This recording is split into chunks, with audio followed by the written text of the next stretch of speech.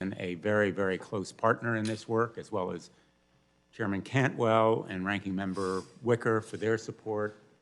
We're joined by Senator Thune and Senator Amy Klobuchar and Senator Ed Markey. They've all been extraordinary leaders in this effort.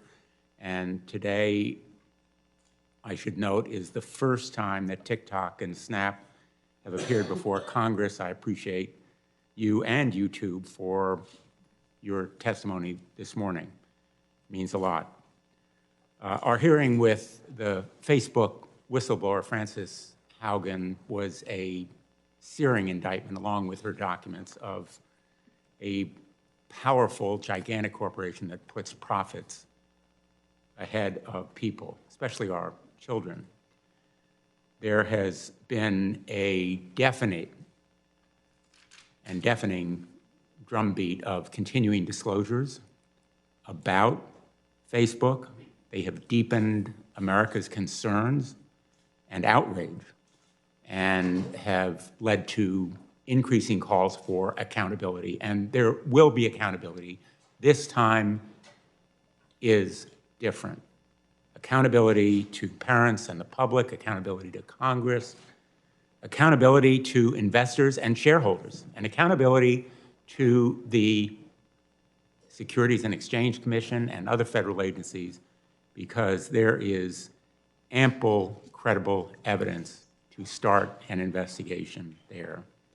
But today we are concerned about continuing to educate the American public and ourselves about how we can face this crisis.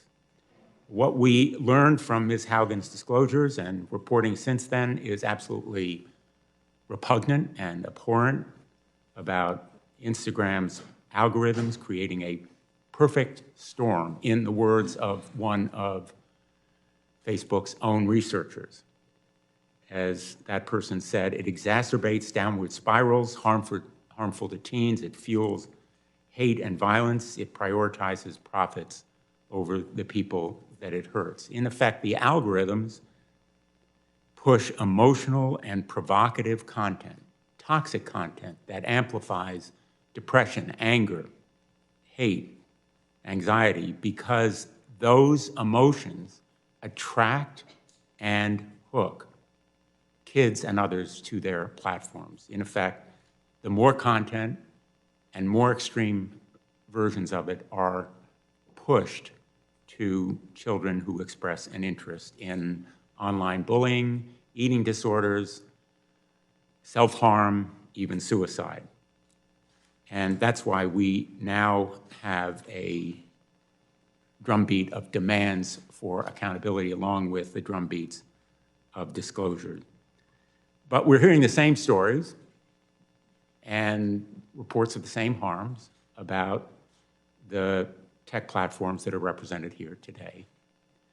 I've heard from countless parents and medical professionals in Connecticut and elsewhere around the country about the same phenomenon on Snapchat, YouTube, and TikTok. In effect, that business model is the same. More eyeballs means more dollars. Everything that you do is to add users, especially kids, and keep them on your apps for longer. I understand from your testimony that your defense is we're not Facebook. We're different, and we're different from each other. Being different from Facebook is not a defense. That bar is in the gutter. It's not a defense to say that you are different. What we want is not a race to the bottom, but really a race to the top.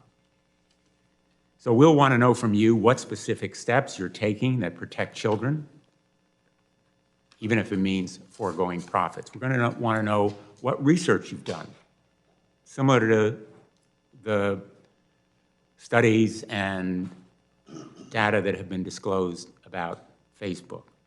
And we're going to want to know whether you will support real reforms, not just the tweaks and the minor changes that you suggested and recounted in your testimony. The picture that we've seen from an endless stream of videos that is automatically selected by sophisticated algorithms shows that you too drive and strive to find something that teens will like and then drive more of it to them. If you learn that a teen feels insecure about his or her body, it's a recipe for disaster because you start out on dieting tips, but the algorithm will raise the temperature, it will flood that individual with more and more extreme messages, and after a while, all of the videos are about eating disorders. It's the same rabbit hole, driving kids down those rabbit holes created by algorithms that leads to dark places and encourages more destructive hate and violence. We've done some listening. I heard from Nora in Westport, who allowed her 11-year-old daughter, Avery, on TikTok because she thought it was just girls dancing. Avery wanted to exercise more with the shutdown of school and sports, so like most people, she went online. Nora told me about the rabbit hole that TikTok and YouTube's algorithms pulled her daughter into. She began to see ever more extreme videos about weight loss. Avery started exercising compulsively and ate only one meal a day. Her body weight dropped dangerously low, and she was diagnosed with anorexia. Avery is now luckily in treatment, but the financial cost of care is an extreme burden, and her education has suffered. We heard from parents who had the same experience. So we not only listened, but we checked ourselves. On YouTube, my office created an account as a teenager. Like Avery, we watched a few videos about extreme dieting and eating disorders. They were easy to find. YouTube's recommendation algorithm began to promote extreme dieting and eating disorder videos each time we opened the app.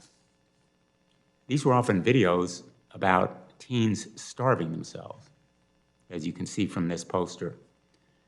The red is eating disorder-related content. The green is all the other videos. One is before and the other is after the algorithm kicked in. You can see the difference. We also received these recommendations each time we watched other videos. It's mostly eating disorder content. There was no way out of this rabbit hole. Another parent in Connecticut wrote to me about how their son was fed a constant stream of videos on TikTok related to disordered eating and calorie counting after looking up athletic training. As scientific research has shown, eating disorders and body comparison also significantly affect young men on social media. Young men often feel compelled to bulk up, to look a certain way. Again, I heard about this pressure all too often. We created an account on TikTok. Troublingly, it was easy searching TikTok to go from men's fitness to steroid use. It took us only 1 minute to find TikTok accounts openly promoting and selling illegal steroids. We all know the dangers of steroids, and they are illegal. All of this research and facts and disclosures send a message to America's parents. You cannot trust big tech with your kids. Parents of America cannot trust these apps with their children. And big tech cannot say to parents, you must be the gatekeepers. You must be the social media co-pilots. You must be the app police, because parents should not have to bear that burden alone. We need stronger rules to protect children online, real transparency, real accountability.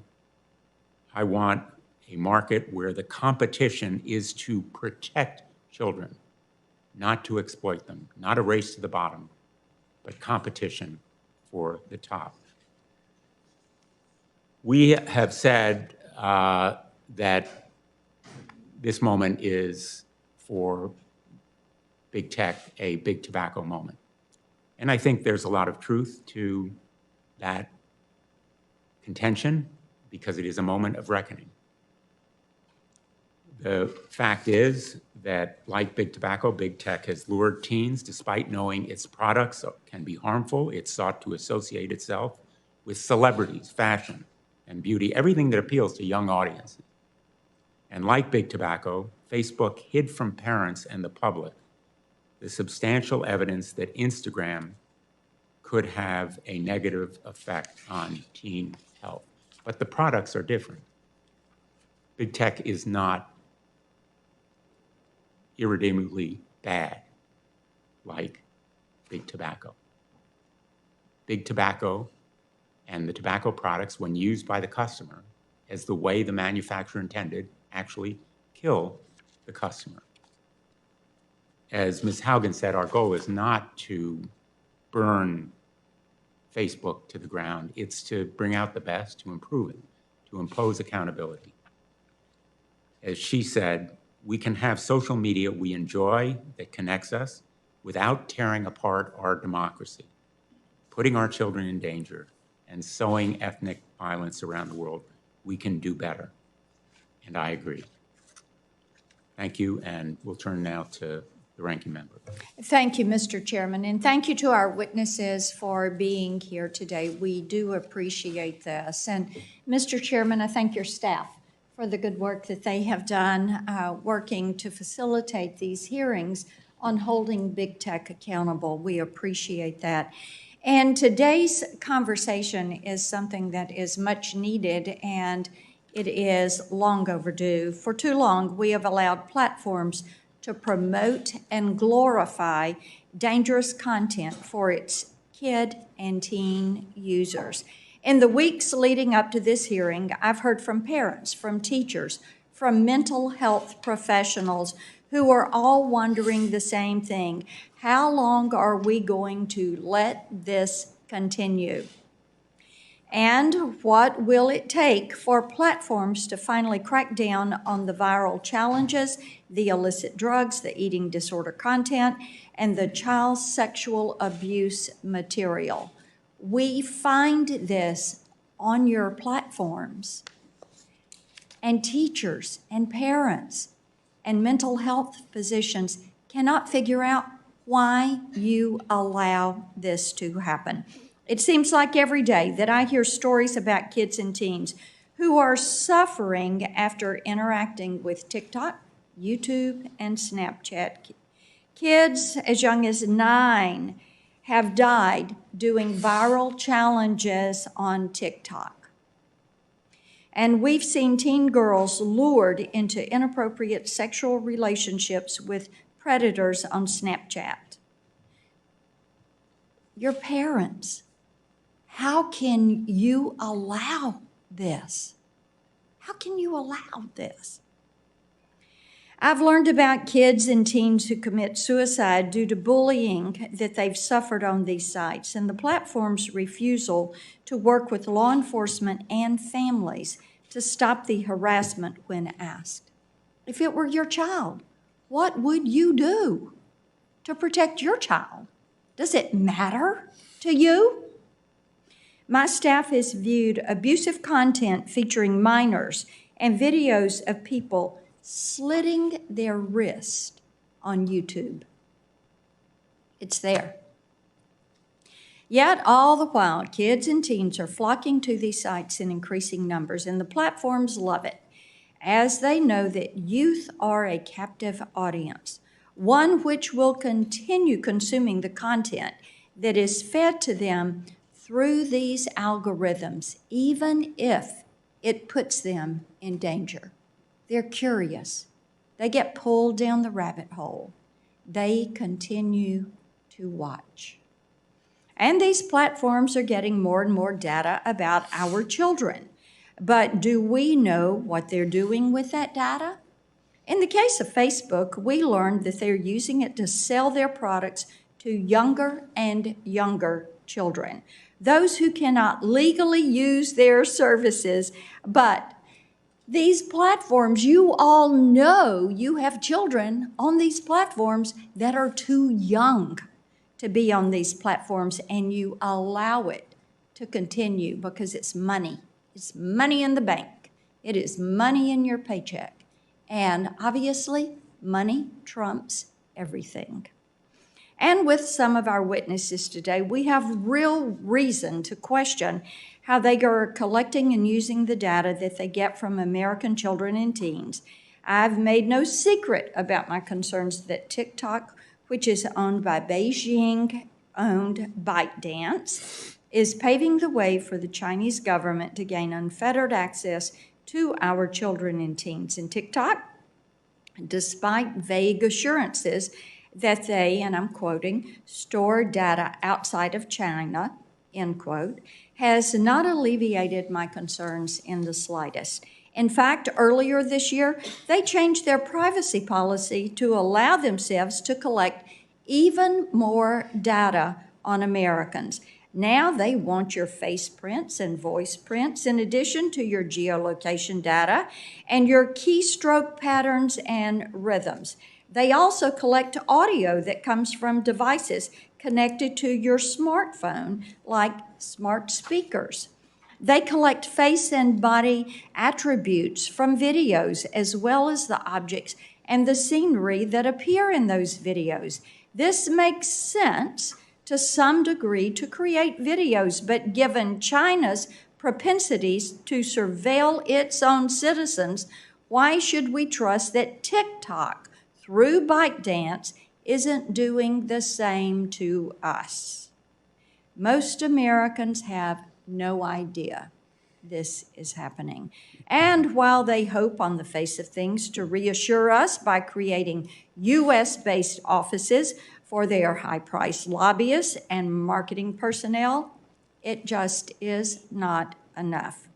We see through it all, as we will get into today. TikTok's own privacy policies give them an out to share data with ByteDance and the Chinese Communist Party.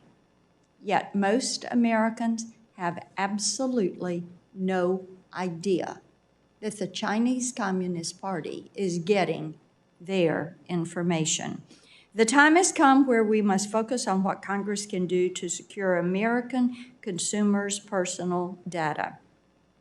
As a mother and a grandmother, I know this is doubly important when it comes to our children. As this hearing will show, we can't afford to wait on that, so thank you to the witnesses. We look forward to your cooperation. Thank you, Mr. Chairman. Thanks, Senator Blackburn. We have with us this morning Ms. Jennifer Stout, Vice President of Global Public Policy at Snapchat. Ms. Stout is the Vice President of Global Policy, and prior to Snapchat, she spent most of her career in government working for then Senator Joe Biden and at the United States Department of State. Mr. Michael Beckerman is Vice President and Head of Public Policy at Americas at TikTok. He joined TikTok in February of 2020 and leads their government relations. He was previously the founding president and CEO of the Internet Association.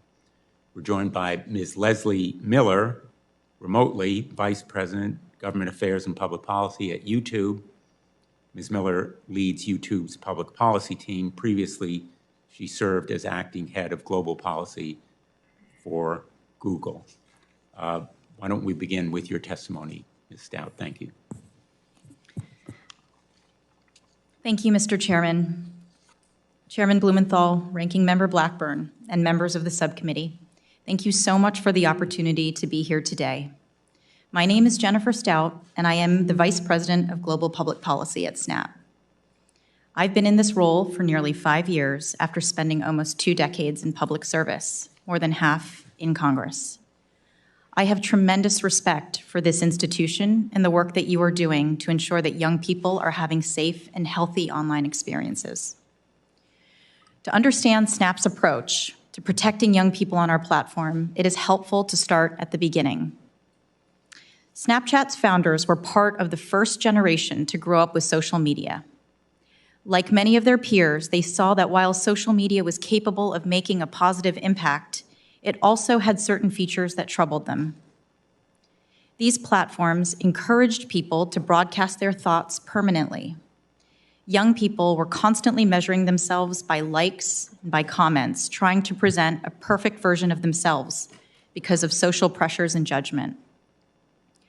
Social media also evolved to feature an endless feed of unvetted content, exposing individuals to a flood of viral, misleading, and harmful information. Snapchat is different. Snapchat was built as an antidote to social media.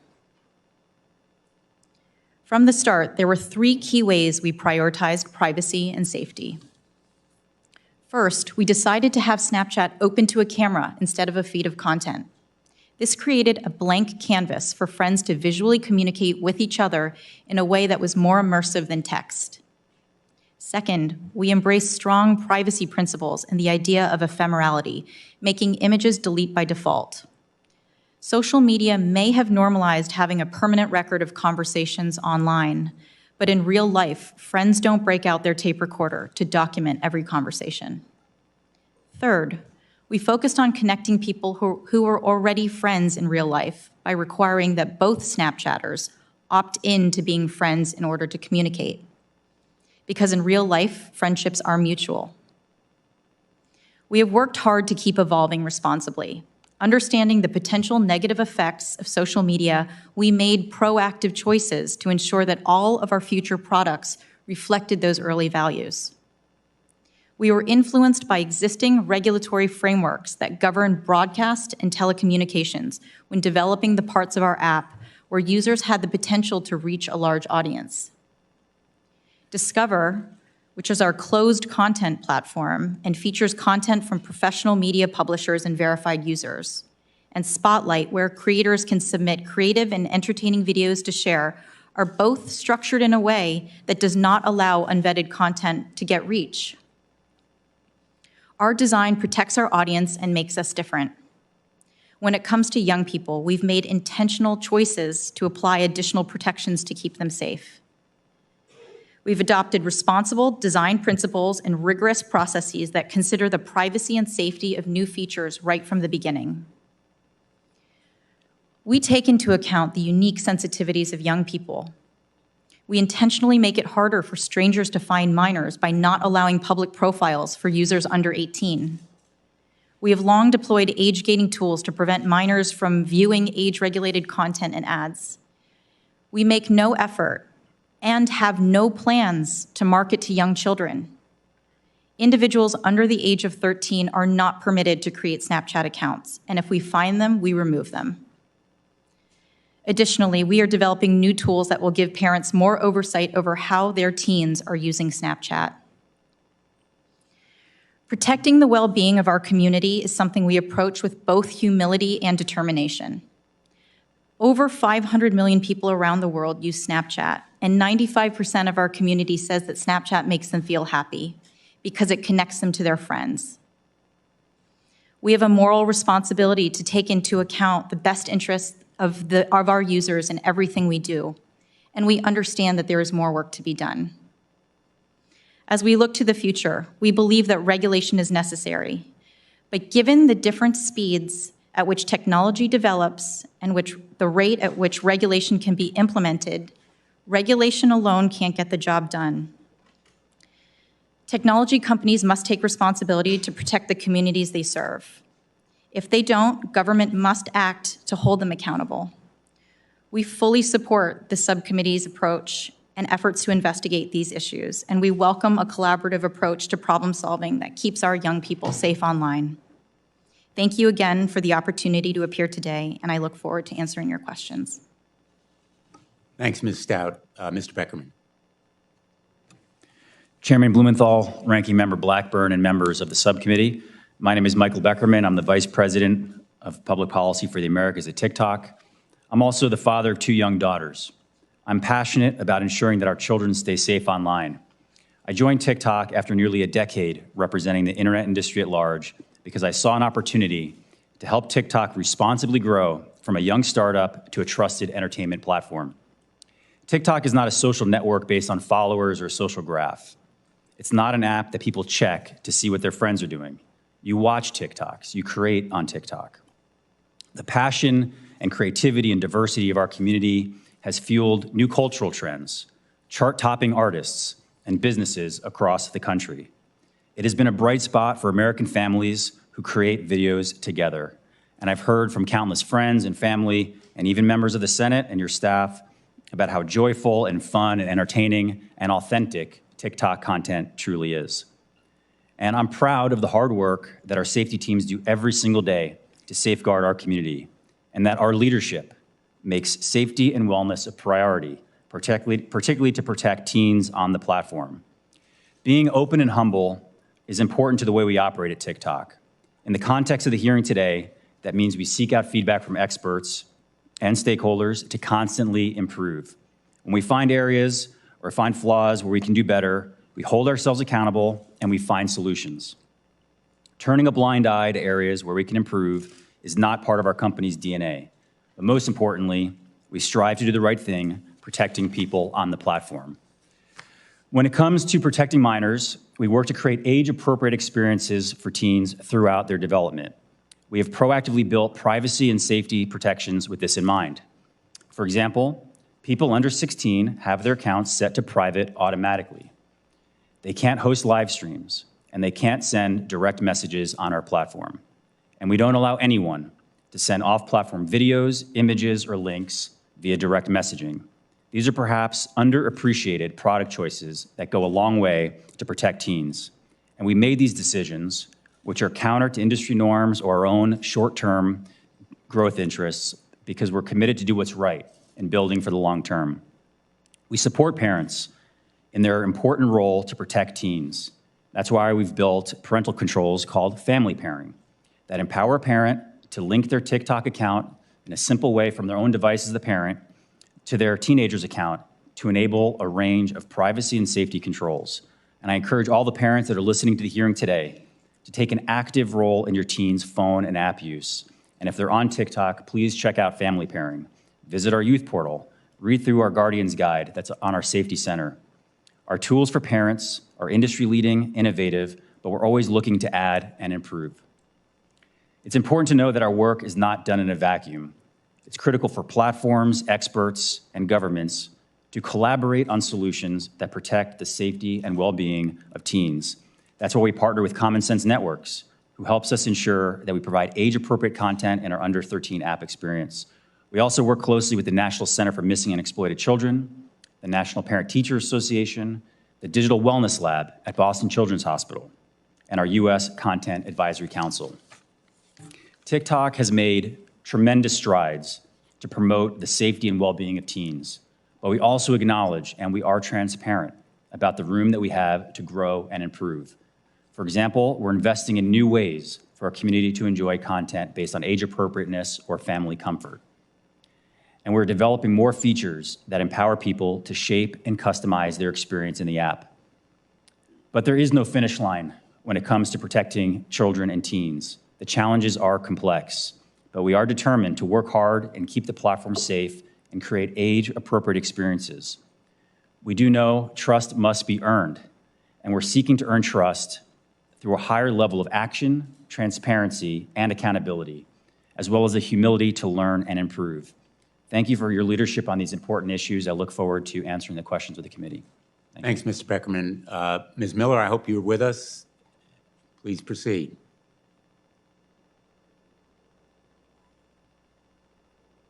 Sorry, I think I'm having a bit of technical difficulty. Can you hear me okay? We can hear you, and now we can see you. Thanks. Okay, wonderful. Thank you. Chairman Blumenthal, Ranking Member Blackburn, and distinguished members of the subcommittee. Thank you for the opportunity to appear before you today. My name is Leslie Miller, and I'm the Vice President of Public Policy at YouTube. As young people spend more time online, and given their changing needs as they grow up, it's crucial to put in place protections that allow them age-appropriate access to information. We do this by investing in the partnerships, technologies, and policies that create safer environments that allow children to express their imagination and curiosity and empower families to create the right experiences for their children. Our internal teams include experts who come from child development, child psychology, and children's media backgrounds. They work closely with the product teams to ensure that product design reflects an understanding of children's unique needs and abilities and how they evolve over time. The advice from trusted experts informs our ongoing improvements for YouTube Kids and our child safety policies. Our child safety specific policies, which I describe in greater detail in my submitted testimony, prohibit content that exploits or endangers minors on YouTube. Using a combination of machine learning and human reviewers across the globe, we commit significant time and resources to removing this harmful content as quickly as possible. Between April and June of this year, we removed nearly 1.8 million videos for violations of our child safety policies, of which about 85% were removed before they had 10 views. We are constantly working to improve our safeguards.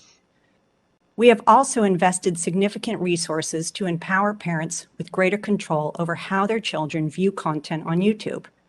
In 2015, we created YouTube Kids as a way for kids to more safely pursue their curiosity and explore their interests while providing parents more tools to control and customize the experience for their families. Videos on YouTube Kids include popular children's videos, diverse new content, and content from trusted partners. After we launched YouTube Kids, we heard from parents that tweens have different needs, which weren't being fully met by our products. That is why we've worked with parents and experts across the globe in areas related to child safety, child development, and digital literacy to develop a solution for these parents, which we called supervised experiences. We launched this earlier this year on the main YouTube platform.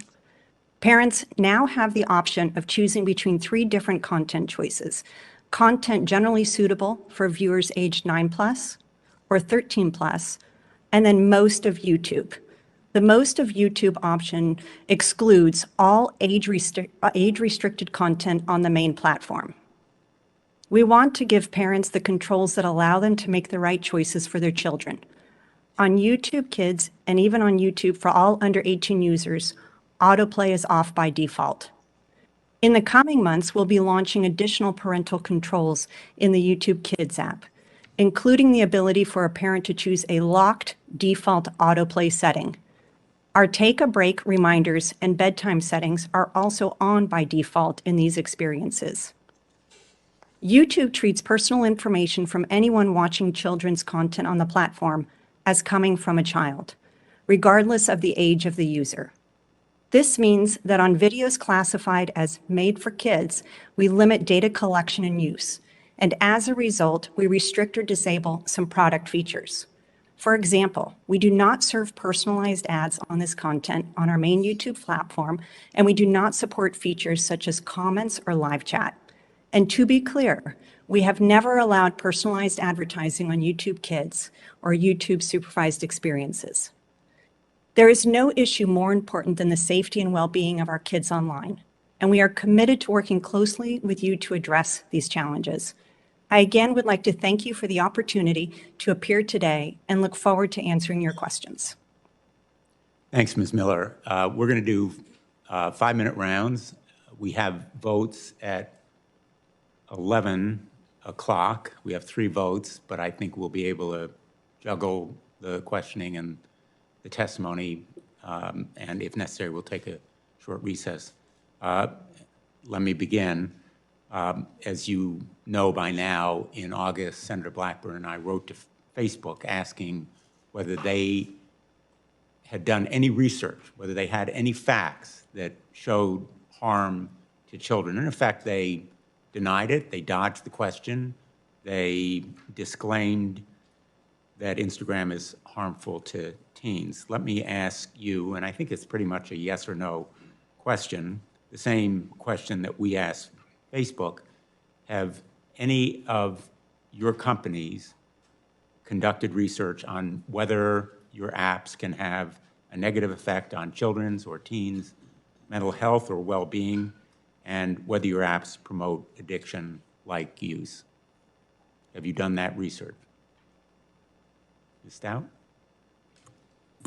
Senator, we have conducted research. Much of our research is focused on our products and how we can improve our products and services to really meet the needs of our users and our community. And as I mentioned in my opening testimony, some of the research that we did shows that 95% of users say that Snapchat makes them happy. Will you make that research available to the subcommittee? Yes, Senator, we would. Mr. Beckerman? Senator, thank you for the question. We believe that research should be done in a transparent way. And for us, we partner with external experts and stakeholders to get their feedback. And we think that this is something that everybody can work together on. And additionally, we've actually supported passage of the CAMERA Act, which would have additional funding at NIH, and we'd love to see this done in an external way, in a transparent way. Ms. Miller? Yes, Senator, we work with experts to leverage their insights and research to make sure that our product and policy decisions are up to date based on their insights. Now, I've asked whether the research has been done that could show negative effects or addictive-like impacts. You've all indicated that you've done that research, and Ms. Stout has indicated that her company will make it available. I'm assuming, Mr. Beckerman, your company will? You're nodding. And Ms. Miller? Yes, Senator, we have published some research, and we would make additional available. Let me ask now about the black box algorithms. As you know, these algorithms exist. They function to drive sometimes toxic content at kids, more of it and more extreme versions of it. The consequences are potentially catastrophic, but the companies are, in effect, grading their own homework. They're evaluating their own effects on kids when it comes to addiction and harms. Let me ask you a similar question. Do you provide external independent researchers with access to your algorithms, data sets, and data privacy practices? In other words, if an academic researcher comes to you on child psychology and wants to determine whether one of your products causes teen mental health issues or addiction, could they get access to raw data from you without interference? Ms. Stout? So, Senator, I think it's important to remember that on Snapchat, algorithms work very differently. Very little of our content is sorted algorithmically. Well, So- I'm going to apologize because I'm going to interrupt just to say the question is about access to independent researchers on those algorithms that you do use. And there's no question that you have algorithms, correct? Correct, Senator. We do have algorithms, but they just operate very differently. To your question on whether we've had any requests for outside researchers or mental health specialists to come and access that, to my knowledge, we have not, Senator. But you would provide access to them. Yes, I think it's important to understand that algorithms for us just operate differently. So it's to compare them against different platforms, which would mean very different things. That's one of the facts that an independent or external researcher would verify, whether Indeed. they are different and how they're different if they are. Mr. Beckerman. Yes, Senator. We believe that transparency for the algorithm is incredibly important. We were one of the first companies to publish publicly a deep dive in how our algorithm works. We've also opened transparency and accountability centers where you invite outside experts and invite you, Senator, and your staff to come in and see exactly how the algorithm works. Additionally, it's important to give additional choice to people. And in your feed, for example, on TikTok, if you're not interested, you can indicate that, and we're adding additional tools to give choice and transparency to individuals as they're using TikTok. So external access, okay. Yes, sir. Ms. Miller. Senator, we're very transparent as it relates to the way in which our machine learning works. For example, we have our quarterly transparency report that summarizes the videos and channels that we removed based on violating our community guidelines. Earlier this year, we rolled out an additional statistic called the violative view rate. Well, again, Ms. Miller, I really apologize for interrupting. The question is whether you provide external independent researchers with access to your algorithms and data sets and data privacy protection. You allow external independent regularly, researchers. I'm sorry, Senator. Do you provide that access? We regularly partner with experts, for example, in child development, mental health, to But work they are closely experts with them. chosen by you. If somebody independent came to you and wanted that access, yes or no, would you permit it? Senator, it would depend on the details, but we are always looking to partner with experts in these important fields. Well, I'm going to cite the difference between your response and Mr. Beckerman's and Ms. Stout's, which indicates certainly a strong hesitancy, if not resistance, to providing access.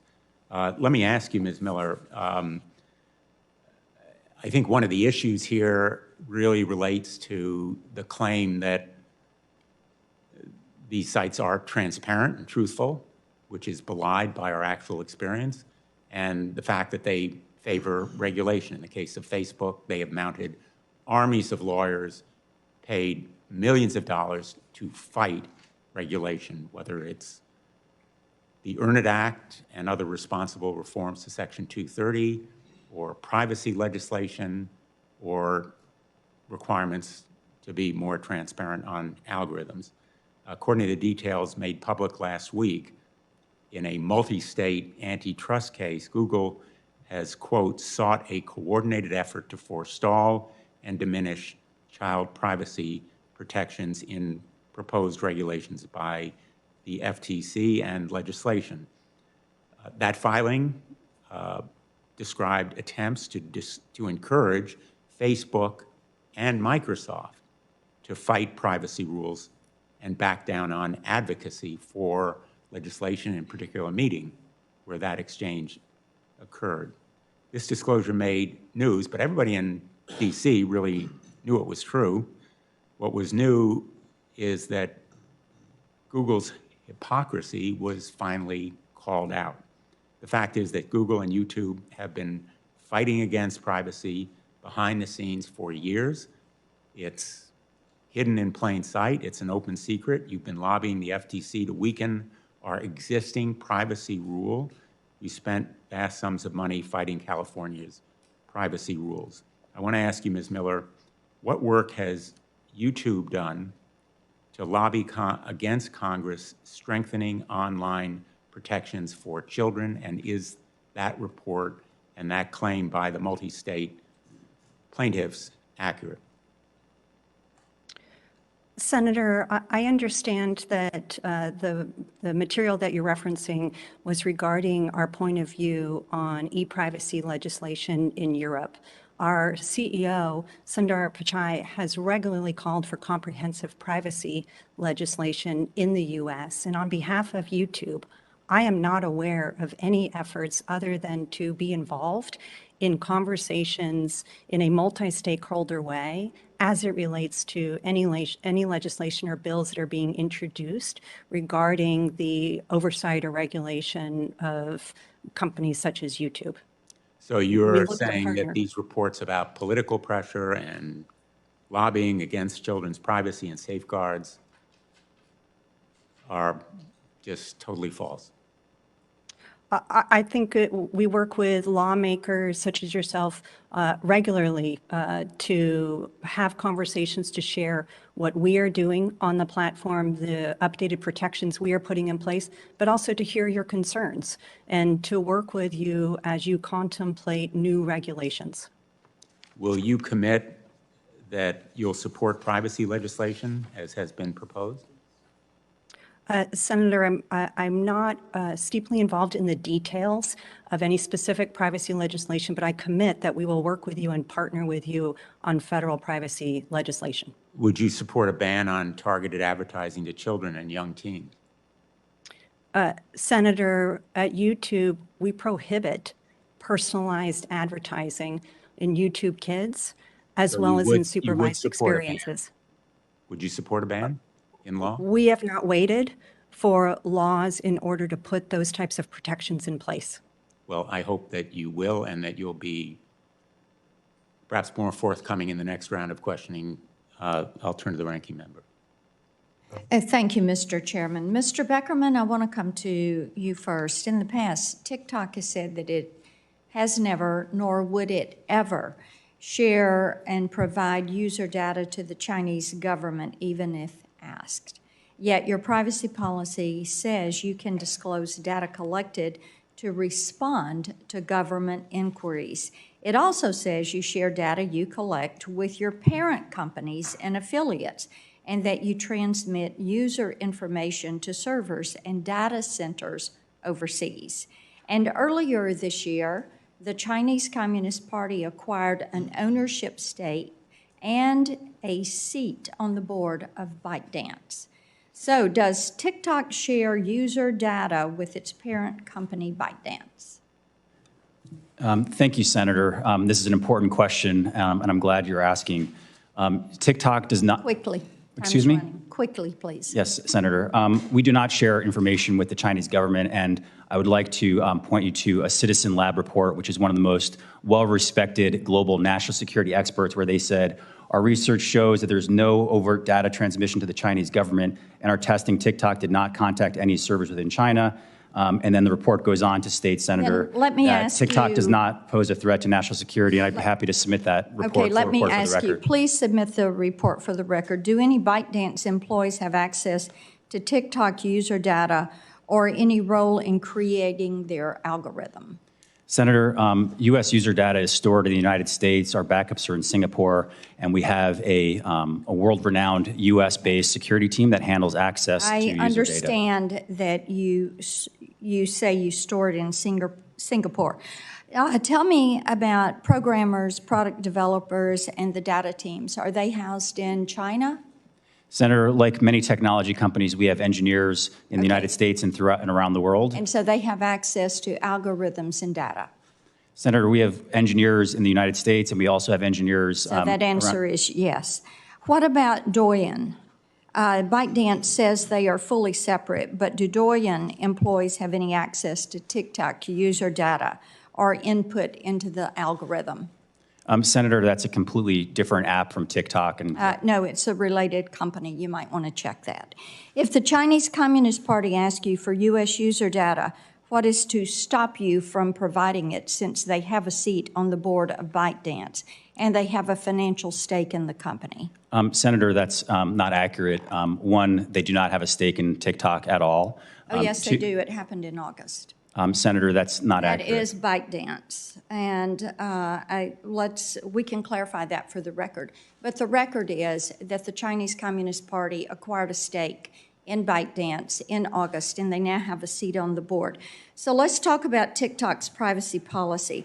It says you collect and keep a wide variety of information, including biometric data such as face prints, voice prints, geolocation information, browsing and search history, not just on TikTok, but on other apps, and keystroke patterns and rhythms. Why do you need all of this personal data, especially on our children, which seems to be more than any other platform collects? Senator, many outside researchers and experts that look at this have pointed out that TikTok actually collects less data than many of our peers. And on the keystroke issue... Outside researchers that you're paying for? No, Senator. You would submit that to independent outside researchers, because what we're seeing with all of this biometric data and the keystroke patterns, that you are exceeding that. So what do you do with this? Are you creating a virtual you of the children that are on your site? Senator, I don't know what you mean by virtual you. Well, a virtual you is you and your presence online. It's like a virtual dossier. I'm sure you understand that term. And what do you need with all of this information? Do you track children's viewing patterns? Are you building a replication of where they go, their search history, their voice, their biometrics? And why does TikTok and ByteDance and Douyin need that information on our children? Senator, TikTok is an entertainment platform where people watch and enjoy and create short-form videos. It's about uplifting and entertaining content. People love it. And I disagree with the characterization of the way. That is it from the positive. But there's also a negative. And the negative is that you are building a profile, a virtual you, of our children because of the data that you're collecting. You mentioned the family parent provision that you have. So when you have a parent that goes on that, are they opening their data to TikTok? And is TikTok following them or following and capturing their search history? See, Mr. Beckerman, when you capture all of this data and you hold all of this data, then you are invading the property, the privacy of individuals that are on your site. And that applies to you, to Ms. Stout, to Ms. Miller, because you say because you are using the platform, we can do this. But in essence, what you're doing is making our children and their data, you're making that the product because you turn around and you sell it. And then basically it becomes weaponized against their users. Mr. Chairman, I'm over time. I have several questions for Ms. Stout, Ms. Miller, and we'll do those in a second round. We'll have a second round. Senator Klobuchar. Thank you to both of you. Reports indicate that nearly half of kids 9 to 12 and a third of kids age 7 to 9 use social media on platforms like Facebook, Insta, Snap, TikTok, YouTube. I don't think parents are going to stand by while our kids and our democracy become collateral damage to a profit game.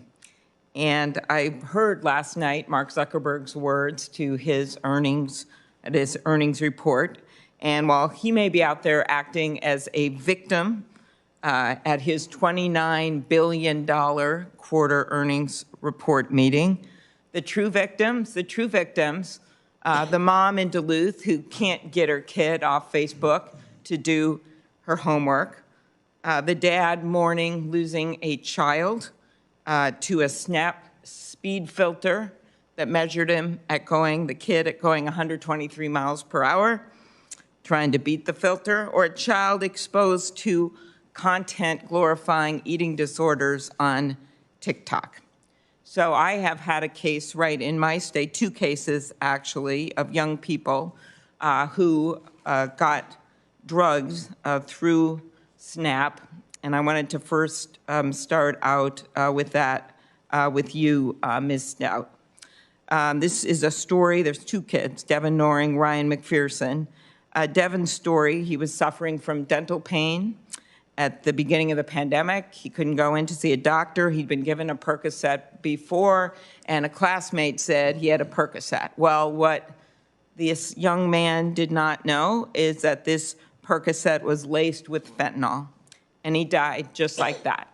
As his mom said in a letter to me, all of the hopes and dreams we as parents had for Devin were erased in the blink of an eye. A group of parents, including Devin's mother, Bridget, demanded answers and accountability from Snap on this issue in a letter to you in September. Ms. Stout, I want to know what the answers are. Will you commit to providing more information about the automated tools Snap uses to proactively search for illegal drug-related content as the parents ask? Senator, I very much appreciate you raising this issue because it has been a devastating crisis that's been afflicting our young people. I want to make clear we are absolutely determined to remove all drug dealers from Snapchat, and we have been very public about our efforts in this space. First of all, we have stepped up our operational efforts, and my heart goes out to the family of Devin Noring. I've met with Bridget Noring. I met with her back in April. I heard from her and other families to understand what is happening to them, their experience, and also what's happening on Snapchat. We have stepped up and we have deployed proactive detection measures to get in ahead of what the drug dealers are doing. They are constantly evading our tactics, not just on Snapchat, but on every platform. We've also stepped up our work with law enforcement. Just last week, we had a law enforcement summit where we gathered over 2,000 members of law enforcement across the country so that we can understand what they're dealing with and find out best practices on how we can get them the information they need to help their investigation. And finally, Senator, this is so important, but we have deployed an education and awareness campaign because what is happening on our platforms all across social media and technology platforms is that young people who are suffering from mental health and stress induced by the pandemic and other issues, they are reaching for substances, oftentimes pills and opioids. But these substances are laced with fentanyl, enough fentanyl to kill them. But here's my problem is that if a kid had just walked into, say, a pharmacy, you wouldn't be able to buy that or get that. But in this case, they can get on your platform and just find a way to buy it. And that is the problem. And I guess I want to know, are you going to get your drugs? I appreciate everything you said. I appreciate you meeting with the mom. Are you going to get drugs off Snapchat when you have all these kids, half the kids in America looking at these platforms? I assure you, this is such a top priority for our entire company. And Senator, it's not just happening on our platform, it's happening on others. So therefore, we need to work collectively with other platforms, the other companies that are here today. That's good. To work together.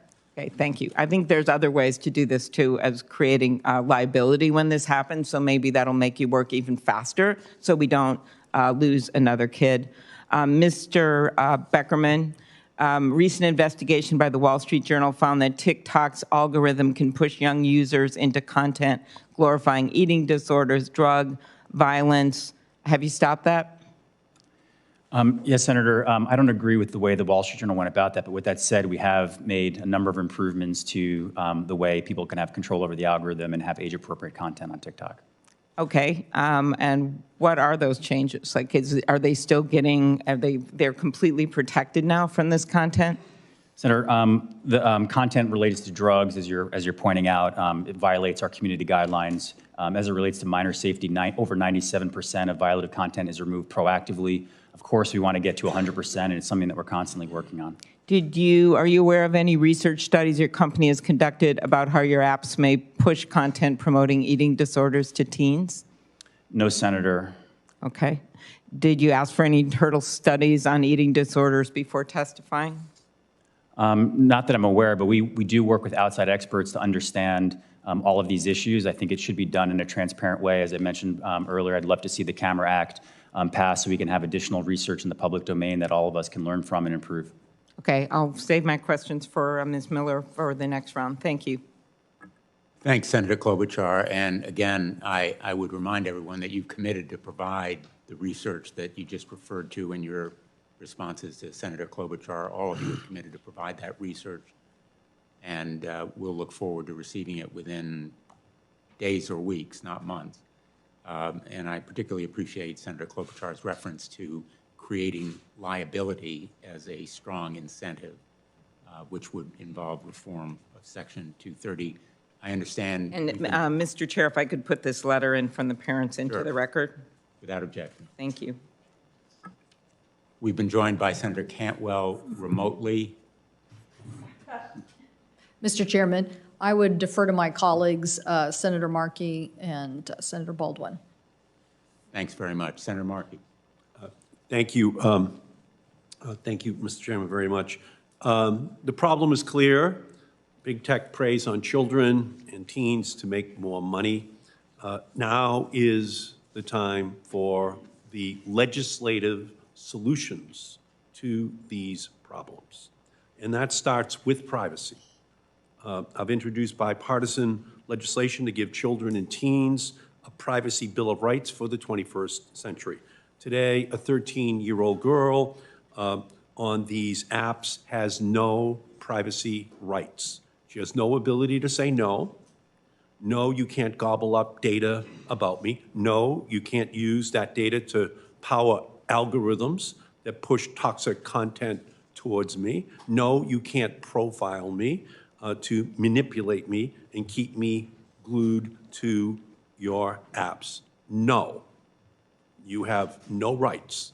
13-year-old girl in the United States of America in the year 2021. My bipartisan Children and Teens Online Privacy Protection Act gives 13, 14, and 15-year-olds that right to say no. To each witness, do you support my legislation to update the Children's Online Privacy Protection Act to give that 13, 14, and 15-year-old control of their data? Ms. Stout. Senator Markey, I just want to say that we absolutely support a federal privacy proposal, and we've worked very hard with members of this body to try to... Do you support my child protection, my teen protection law? Do you support it? So, Senator, we agree that there should be additional protections put against young people to protect them further from... Right. So you've had a chance to look at the Child Online Privacy Protection update that I've introduced. It's been out there for years. Do you support it or not? I think, Senator, we'd love to talk to you a bit more about No, some of the we've issues. Listen, this is just what drives us crazy. We want to talk, we want to talk, we want to talk. This bill's been out there for years, and you still don't have a view on it. Do you support it or not? I think there are things that we would like to work with you on, Senator. Listen, this is just the old game. Mr. Beckerman, do you support the Child Online Privacy Protection Act being updated the way my legislation does? Senator, thank you for your leadership on this issue. It's been very important. Yes, we agree that COPPA needs to be updated, particularly as it relates to the way age verification happens across the internet. It's an area that I think has been not given as much attention as it deserves, that we do agree that COPPA does need to be updated. Do you support my legislation to update it? You've had plenty of time to look at it. We like your approach. However, I think a piece that should be included is a better way to verify age across the internet, across apps, rather than the system that is in place now. And I think with that improvement, it would be something that we'd be happy to support. Okay, Ms. Miller. Senator, we also support the goals of updated comprehensive privacy legislation. On your specific bill, I know we've had conversations with your staff in a constructive manner, and I would welcome continuing to do that. Yeah, but it's going to happen soon, because this is a crisis that, thank you, Senator Blumenthal, thank you, Congressman Blackburn, this has just surfaced in a way that's clear that we don't have any more time. We have to get this finished. Your platforms are full of young teens. Among young teens, 49% say they're on TikTok, 52% say they're on Snapchat, 81% say they're on YouTube. And those users, those 13-year-olds, they deserve the right to say, no, you can't track me. You all, do you agree with that, Ms. Stout? You can't track me. You do agree with that? Yes, I agree with that, Do you agree with that, Mr. Beckerman? Yes, Senator. Do you agree with that, Ms. Miller? Yes, Senator, we have tools for all of our users to handle and control and make choices as it relates to the information that is gathered. Okay, the bill also would ban targeted ads to children, apps that should never be allowed to track a 10-year-old's browsing history and bombard him with ads based on that data. Ms.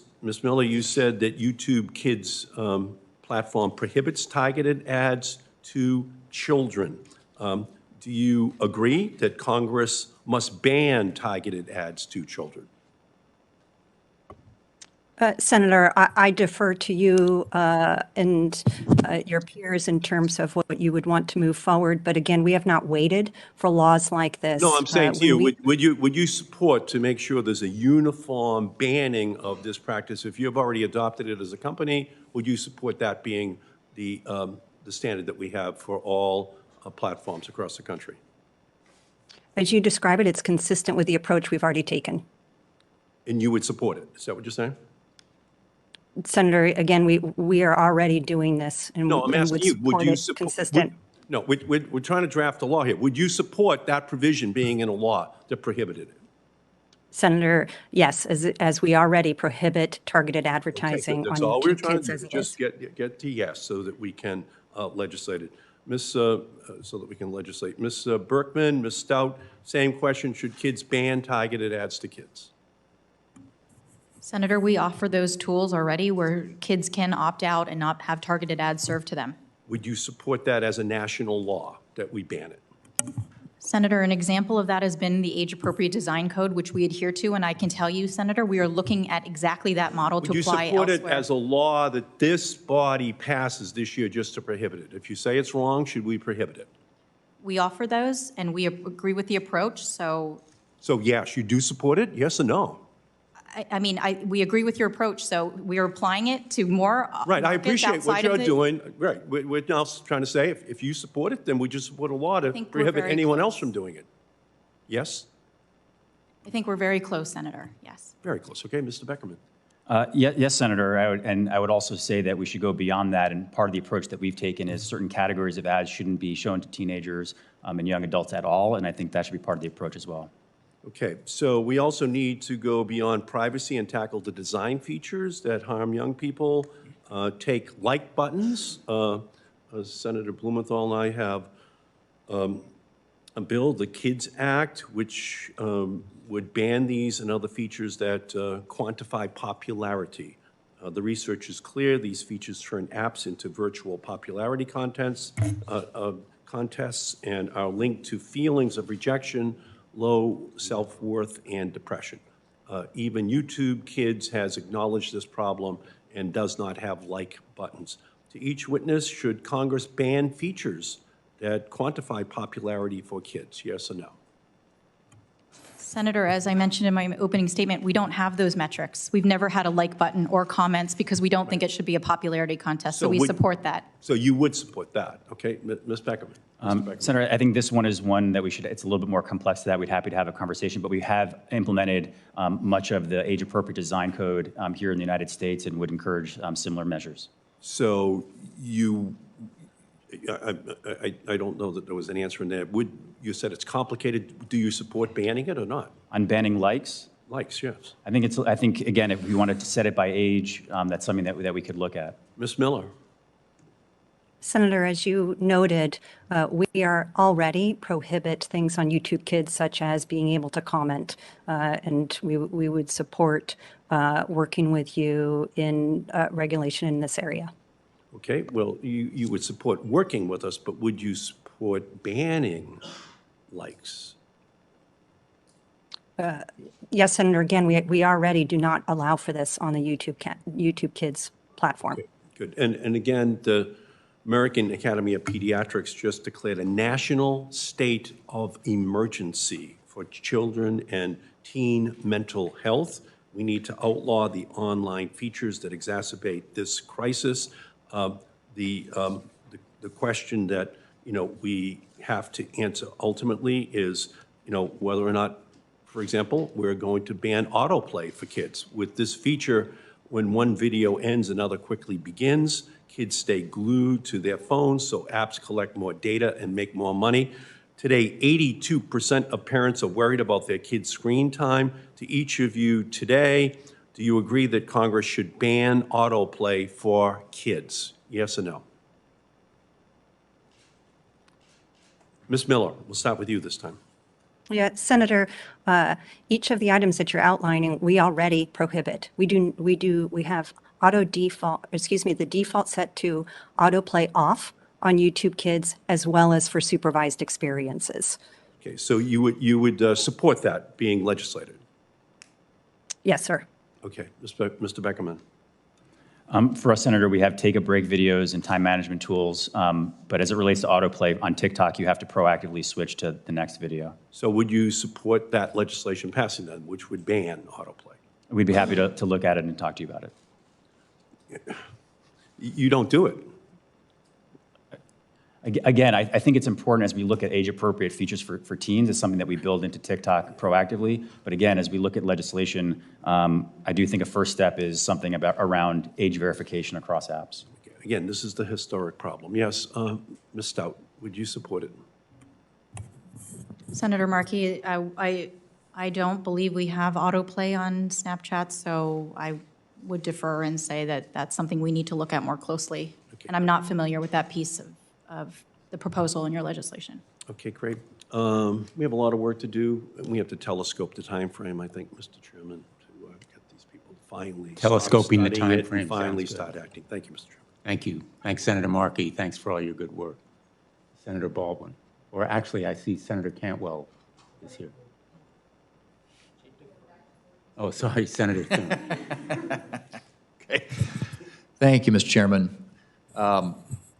We all know social media offers a lot of benefits and opportunities, but like has been expressed this morning, I have concerns about the lack of transparency online and limited accountability of big tech companies. And one of the major problems with social media that has been increasingly concerning is social media's platforms' use of algorithms to shape and manipulate users' experience, resulting in individuals being trapped in what we call the filter bubble. The filter bubble can be particularly troubling for younger users. For example, a recent Wall Street Journal article described in detail how TikTok's algorithm serves up sex and drug videos to minors. I have a bill, the Filter Bubble Transparency Act, and another bill called the PACT Act that would make significant strides in addressing the lack of transparency online. And importantly, the Filter Bubble Transparency Act would give consumers the option to engage with internet platforms without being manipulated by opaque algorithms. So let me just ask you, do you believe consumers should be able to use social media platforms without being manipulated by algorithms designed to keep them engaged on the platform? Mr. Beckerman, start with you, then we'll go Ms. Miller and Ms. Stout. Yes, Senator, we agree that there needs to be transparency in the way algorithms work and additional choice for individuals as they're using them. Ms. Miller?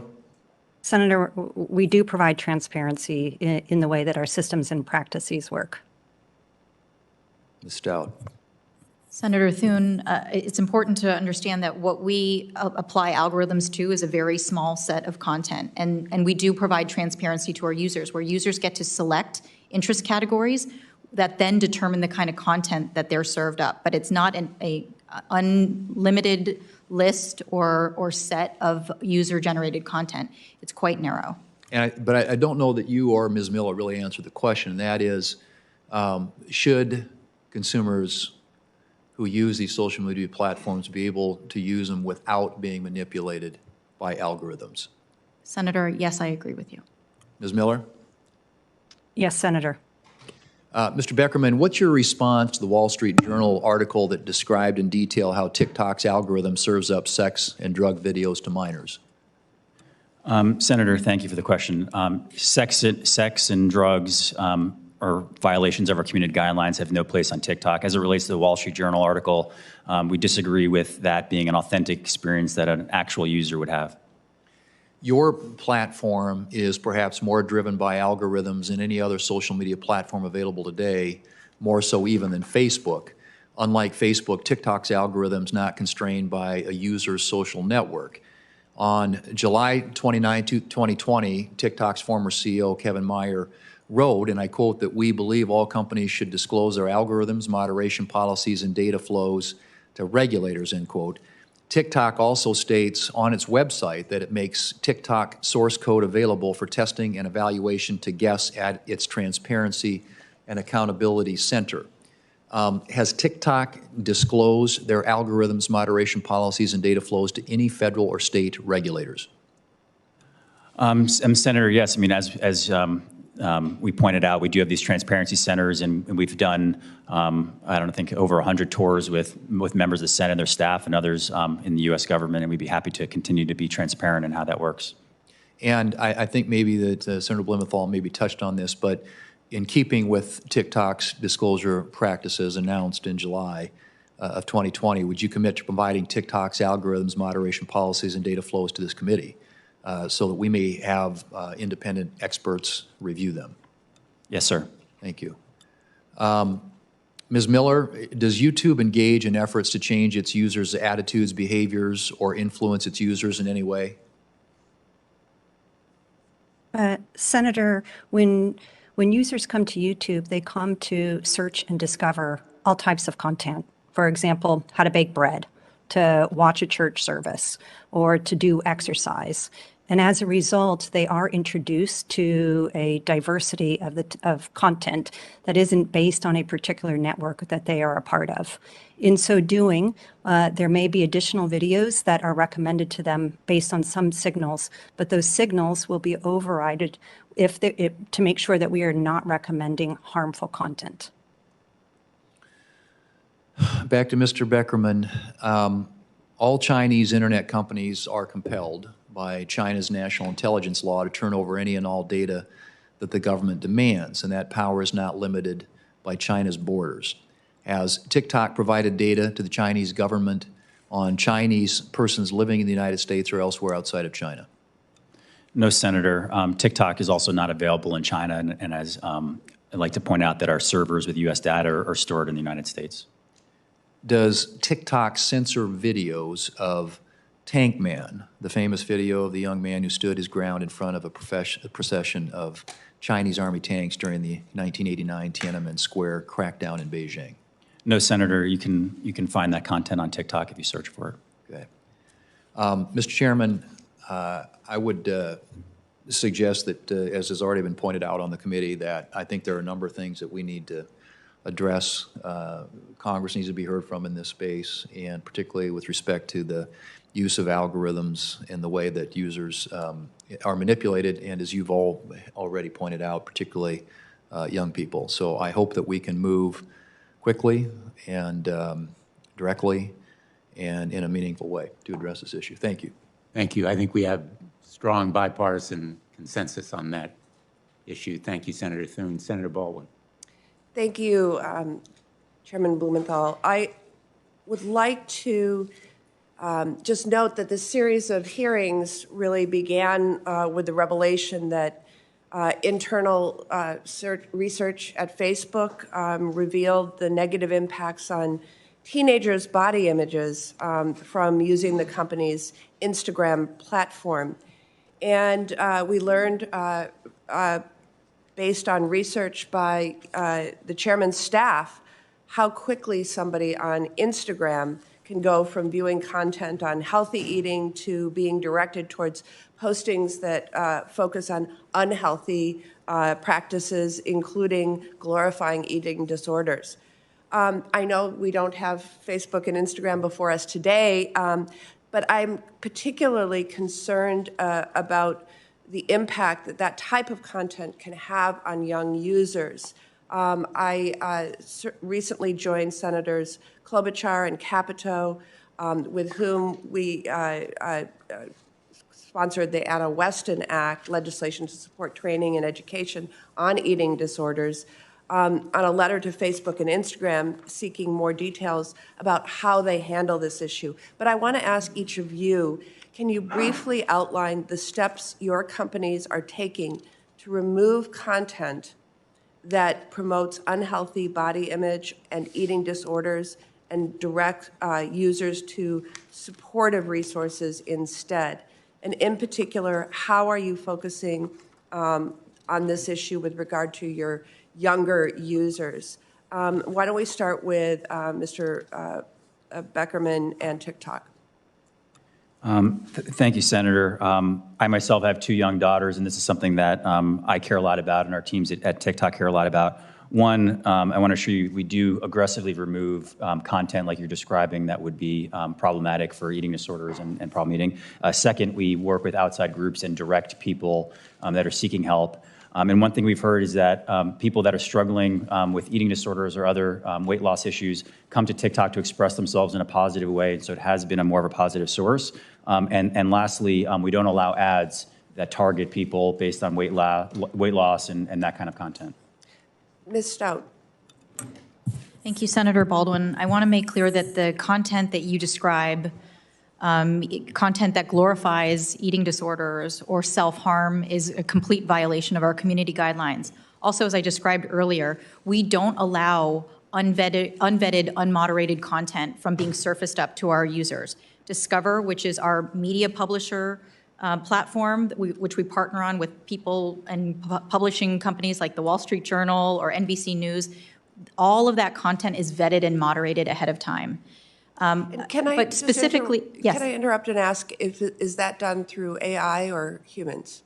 No, these are hand-picked partners that Snapchat has selected to say, in this closed garden of content, which is Discover, we will allow certain publishers and media companies to provide news, entertainment content, ESPN or CMT or, the Washington Post, in fact. So users can come, look at that content. It's all pre-moderated and curated. So it's not an unlimited source of user-generated content where you could go down a rabbit hole perhaps and access that kind of hurtful, damaging content on body image. But I think you raised a very interesting question. What are the products that you're surfacing? How are we helping users find positive resources? And as a result, we did conduct research about the mental health effects of body image and self-harm, and we created a product called Here For You. This was created in 2020 in the height of the pandemic, when users are in Snapchat and they search anorexia or eating disorder, instead of perhaps being led to content that could be harmful, that content which is against our guidelines, we now surface expert resources that show content that can help that user. Maybe it helped them, maybe help their friends. So this is a redirection of that kind of search for potentially hurtful and harmful content that then steers the user to resources that may help them or a member of their, circle of friends. Ms. Miller. Senator, we take a comprehensive and really holistic approach on topics like these. We prohibit content that promotes or glorifies things such as eating disorders. It has no place on our platform. But we also realize that users come to share their stories about these experiences or find a community, let alone to find authoritative sources, which is what we raise up on searches like this. In addition, we also roll out programs and initiatives such as the With Me campaign, whereby we are encouraging users to spend their time, particularly during COVID, in pursuing healthy habits. So we look at this in a very holistic way to make sure that YouTube is a platform where people come and they have a healthy experience, and we, again, prohibit the type of content that glorifies or promotes these issues such as eating disorders. And just if I can follow up the same way I did with Ms. Stout, when you remove content, how are you filtering that out? Are you using artificial intelligence, or are you using a team of humans who are a team of people who are looking at that content and deciding whether to remove it or not? It's a mix, Senator. So it's a mix of when we develop content policies, we rely on experts to inform the development of these policies. And then we have machine learning to help us capture this type of content at scale. You'll see in our quarterly transparency report that more than 90% of content that violates our community guidelines are flagged originally by machines. And then there's a mix of human reviewers. Thank you. I want to thank the Senator Blumenthal and Senator Blackburn for holding this subcommittee hearing. And as the witnesses can see, our colleagues are well-informed and very anxious to get legislative fixes to things that they think are crucial to protecting individuals and protecting people's privacy. So I want to thank them for that. Yesterday, Motherboard Vice had an article that basically the headline was location data from GPS data from apps are given even when people have opted out. So basically, I'm going to enter this for the record unless there's objection, but, quote, the news highlights a stark problem that smartphone users, that they can't actually be sure if some apps are respecting their explicit preferences around data sharing. The data transfer presents an issue for the location data companies themselves. So basically, these companies are reporting information about location even when people have explicitly opted out. And so they're continuing to collect this information. That is what the report of researchers and Motherboard found. So I have a question. Do you believe that location data is sensitive data and should be collected only with consumers' consent? All the witnesses, please. Yes, Senator, we agree. Yes, Senator, agree. Yes, Senator. And for users, they have access to their account under My Activity and My Account and can modify their settings, delete their history, and things of that nature. It's all just one click away. So any federal privacy law should make sure that that's adhered to. I see a nod. Is that, Yes, Senator. Yes, Senator. Yes. okay, thank you. Do any of you share location data with the company that's in this article? It's Huck, I think, H-U-K. They're a major data, Senator, I've never heard of that company. I'm not aware. okay? Senator, I'm not aware of the company, but we also don't collect GPS data. Well, it would be, you would be affiliated with them in some way. I mean, they're getting this information anyway, so, I'm sorry, the last witness, if you, do you know? if- Senator, I'm also not aware of the Okay, company that maybe you're you can, referencing. maybe you can help us for the record on this, so that we know. But this is exactly what the public is frustrated about and concerned about, particularly when harm can be done. That, they go to a website, they say to the website, I don't want my sensitive information to be shared, and then there's this conglomerate of data gathering on top of that that's not honoring those wishes as it relates to the interface with those apps. So this is, I think, exactly why we need a strong privacy law and why we should, protect consumers on this.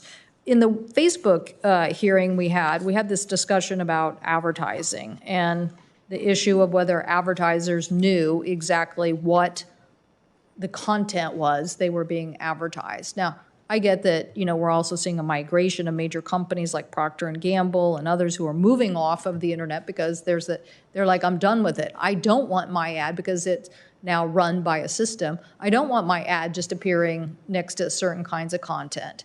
And so, but what was more startling is that there may be actual deceptive practices here where people are saying, oh, this content is this, when in reality it is something else. In some of these cases we just discussed with Facebook, objectionable hate speech and content that we don't even think should be online, and yet that's not what the advertisers knew. So on your websites, do advertisers know what content they're being placed next to? So Senator, I can respond to your question. Yes, our advertisers do know where their advertisements show up. And as I had mentioned, Discover, which is that closed curated garden, those advertisements appear next to publishers and verified users that we have hand-selected to allow to appear. So on a platform like Snapchat, there is no broadcast disinformation or hate speech, and that's why I think Snapchat is in fact a very appealing place for advertisers, because they know their advertisements will be placed next to safe content. Mr. Beckerman? Yes, Senator. Advertisers come to TikTok in particular because our content is known for being so authentic and uplifting and fun, and we see ads that are very much like TikTok videos, which are the same themes. Ms. Miller? Senator, we have worked with our advertising partners over the years to make sure that they have trust in the fact that advertising on YouTube is safe for their brands, in the same way that we have worked significantly to make sure that users themselves have a safe experience on the platform. And the advertising associations have recognized the work that we have done in this space so that their brands are safe on the platform. Thank you. I'll probably have a follow-up on this, but Senator Lee? Thank you, Madam Chair. Ms. Miller, I'd like to start with you, if that's all right. I want to ask you a particular question regarding YouTube's app age rating.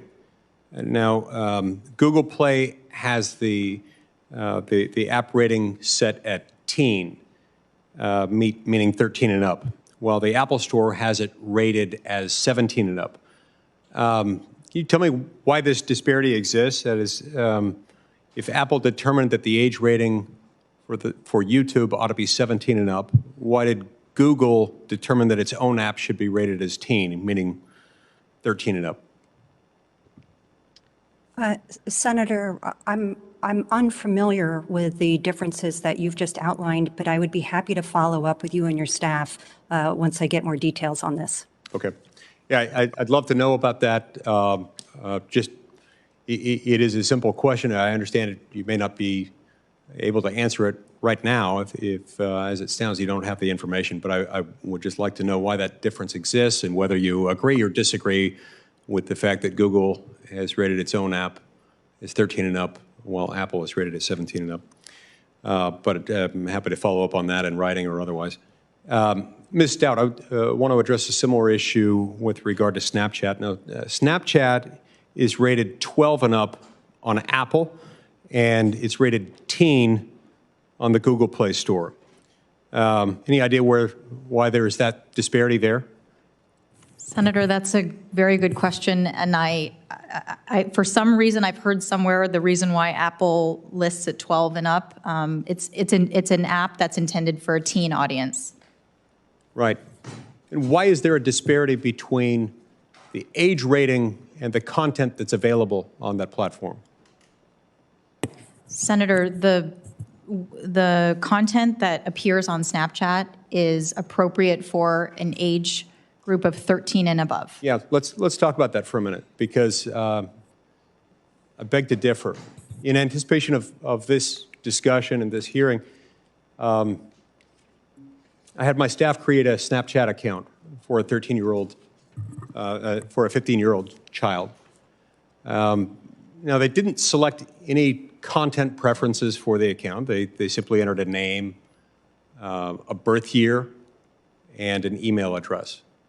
And then when they opened the Discover page on Snapchat, with its default settings, they were immediately bombarded with content that I can most politely describe as wildly inappropriate for a child, including recommendations for, among other things, an invite to play an online sexualized video game that's marketed itself to people who are 18 and up, tips on, quote, why you shouldn't go to bars alone, notices for video games that are rated for ages 17 and up, and articles about porn stars.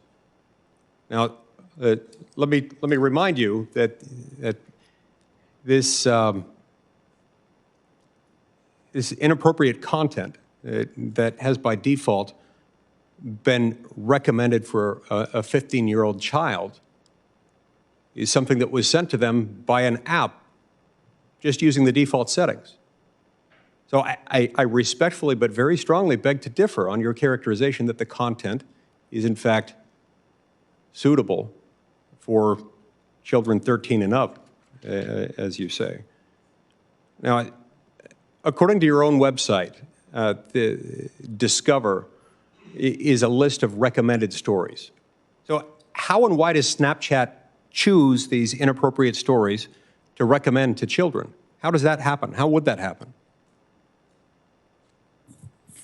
So, Senator, allow me to explain a little bit about Discover. Discover really is a closed content platform, and yes, indeed, we do select and hand select partners that we work with.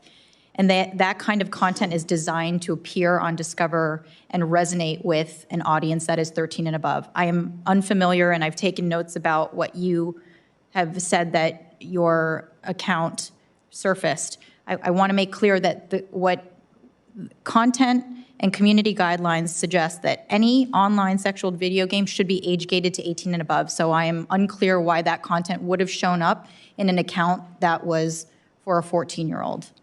But these community guidelines and publisher guidelines that are on top of those guidelines are intended to be an age-appropriate experience for a 13-year-old. Right. I understand that. You have these community guidelines that are there, and they note that advertisers and media partners in Discover agree to additional guidelines. What are these additional guidelines? I mean, I can guess only that they permit these age-inappropriate articles to be shared with children. Senator, how would that not be the case? So these additional guidelines on top of community guidelines are things that suggest that they may not glorify violence, that any news articles must be accurate and fact-checked, that there is no... Well, I'm sure the articles about the porn stars were accurate and fact-checked. And I'm sure that the tips on why you shouldn't go to bars alone are accurate and fact-checked, but that's not my question.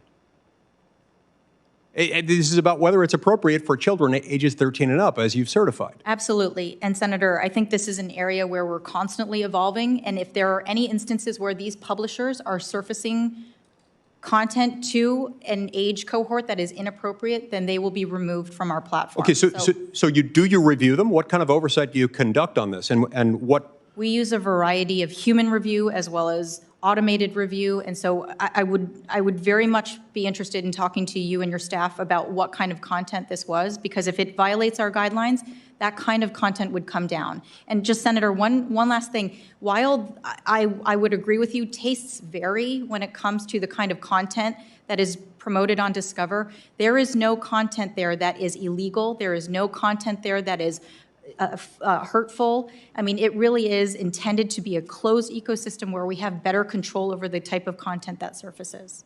Madam Chair, I just have one follow-up question. I just realized my... Yes, go ahead, I'll be Senator brief. Lee, and then our colleague, Senator Lujan. Thank you. Thank you so much, waiting. Madam Chair.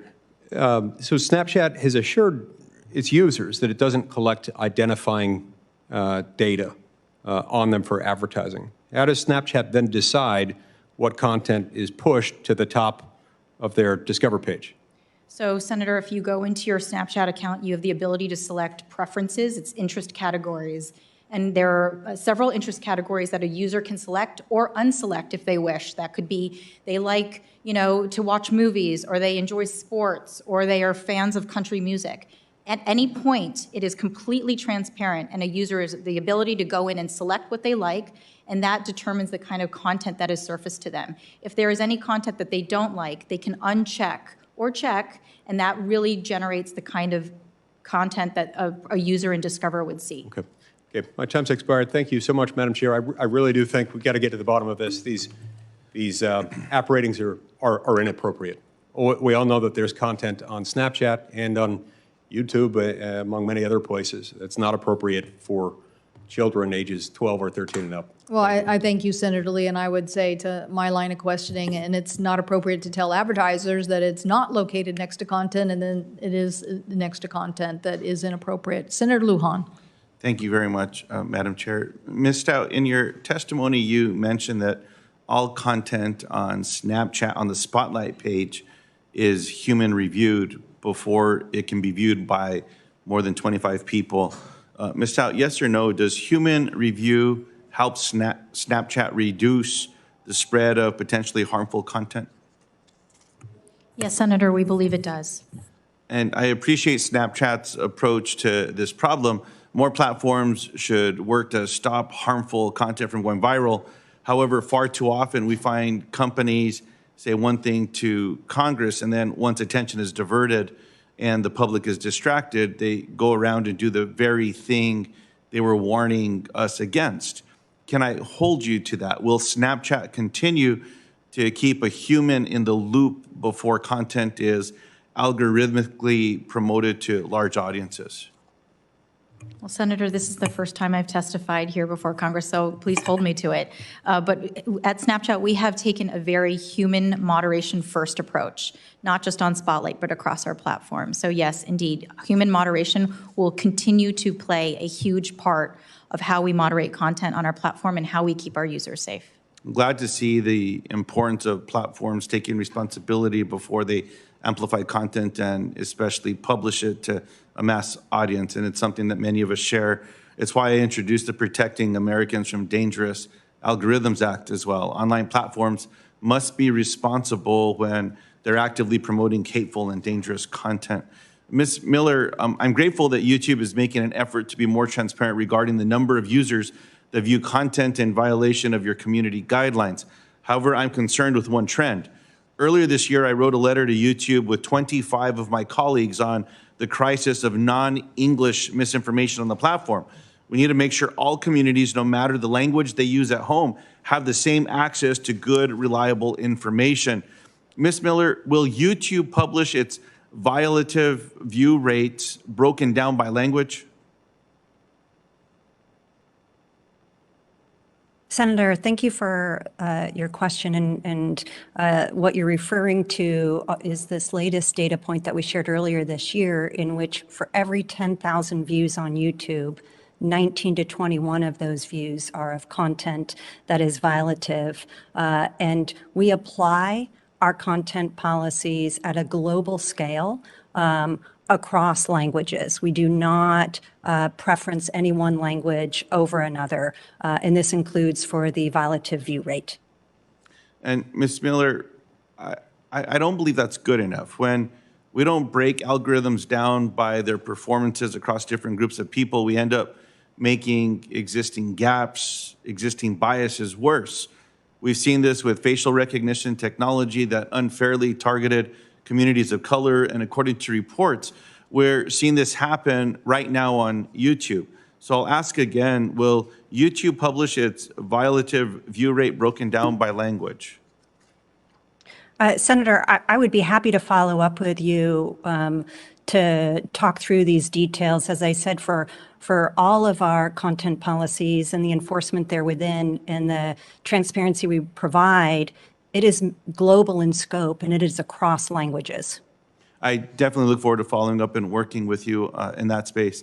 Mr. Beckerman, before launching TikTok for younger users, did TikTok do any internal research to understand the impact it would have on young children?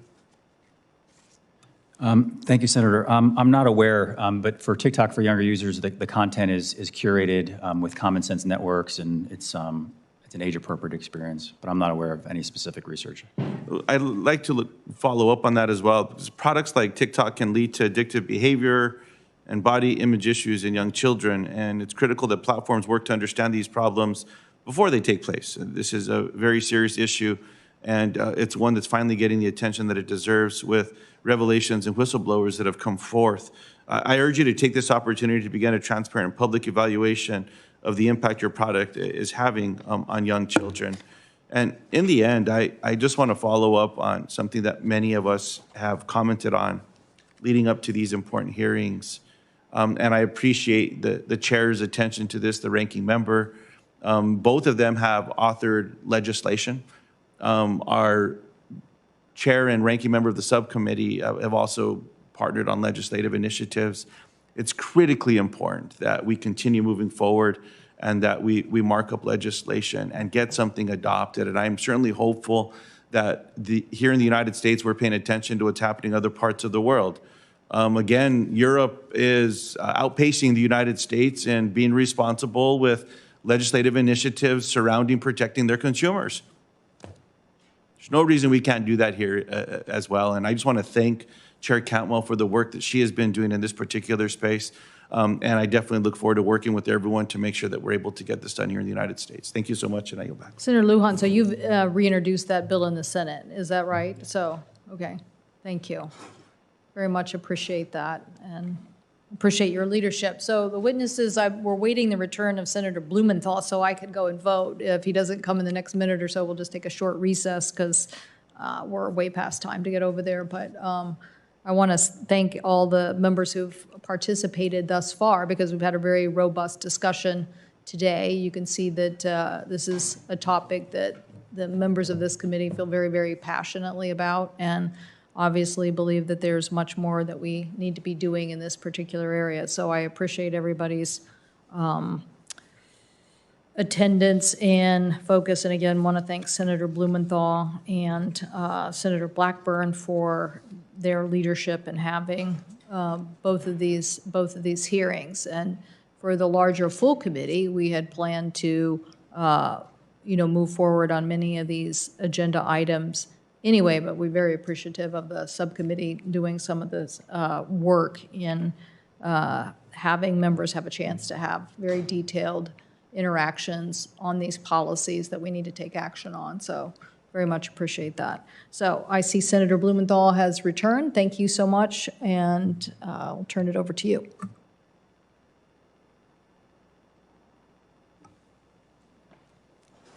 Thank you, Chairman Cantwell, and thanks for your excellent work on this issue. I'd like to ask some additional questions on legislative proposals. One of the suggestions that Senator Klobuchar raised was legal responsibility and liability, which, as you know, is now precluded by Section 230. Let me ask each of you, would you support responsible measures like the Earn It Act, which I have proposed, to impose some legal responsibility and liability, cutting back on the immunity that Section 230 affords? Ms. Stout?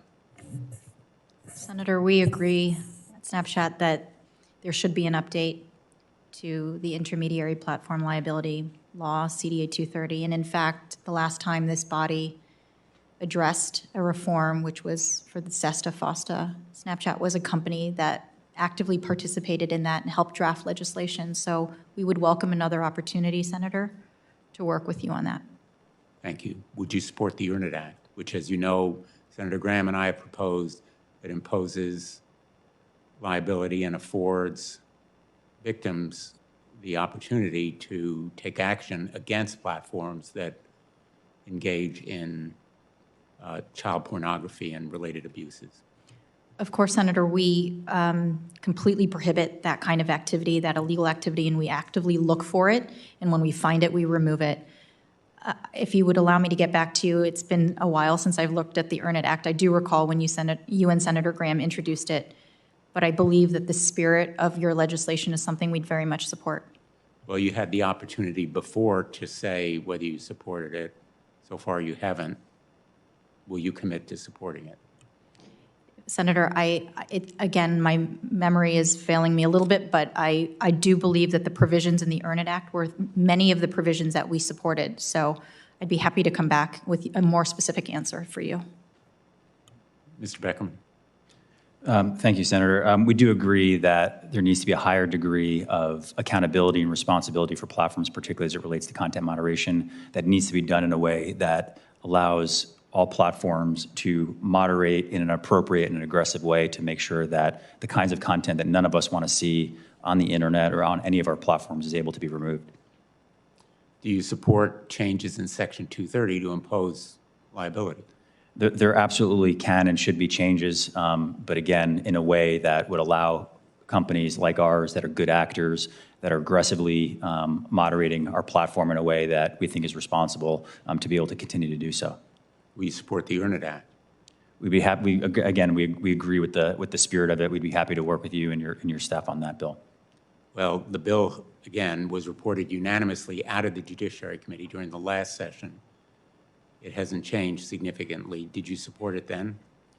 I think the concern would be unintended consequences that would lead to hampering companies' ability to remove and police violative content on platforms. Is that a yes or a no? It's a maybe. Well, so far we have two maybes. Ms. Miller? Senator, I'm aware of a number of proposals regarding potential updates to 230, and me and my team, as well as the other teams across Google, have been involved in the conversations regarding these various proposals. I would just like to say, though, that we see 230 as the backbone of the internet, and it is what allows us to moderate content, to make sure that we are taking down content that leads to potentially eating disorders, for example, what we've been talking about here earlier, or self-harm. So we want to make sure that we continue to have protections in place so we can moderate our platforms so that they are safe and healthy for users. I am aware of the Earn It Act, and I know again that our staffs have been speaking, but I understand, I think there's still ongoing discussions regarding some portions of the proposal. But we also very much appreciate and understand the rationale as to why this was introduced, particularly around the area of child safety. Well, again, is that a yes or a no? Do you support it? We support the goals of the Earn It Act, but there are some details that I think are still being discussed. Well, you know, as Senator Markey has said, this is the talk that we've seen again and again and again and again. We support the goals, but that's meaningless unless you support the legislation. And it took a fight, literally bare knuckle fight, to get through legislation that made an exception under SESTA for liability on human trafficking. Just one small piece of reform. And I joined in the frustration felt by many of my colleagues that good intentions, support for goals, endorsement of purposes is no substitute for actual endorsement. I would ask that each and every one of you support the Earn It Act, but also other specific measures that will provide for legal responsibility. And I think I know what Ms. Miller means by the claim that Section 230 provides a backbone, but it's a backbone without any real spine right now, because all it does is afford virtually limitless immunity to the internet and to the companies that are here. I'm going to interrupt my second round and call on Senator Cruz. Thank you, Mr. Chairman. Mr. Beckerman, thank you for being here today. I understand this is the first time that TikTok is testifying before Congress, and I appreciate you making the company available to finally answer some questions. In your testimony, you talked about all the things you say TikTok is doing to protect kids online, and that's great. But I want to discuss the broader issue here, which is the control the Chinese Communist Party has over TikTok. Its parent company, ByteDance, and its sister companies like Beijing ByteDance Technology. Now, TikTok has stated repeatedly that it doesn't share the data it collects from Americans with the Chinese Communist Party, and that it wouldn't do so if asked. It has also stated that, with regards to data collected on and from Americans, that data is stored in Virginia with a backup in Singapore. But these denials may in fact be misleading.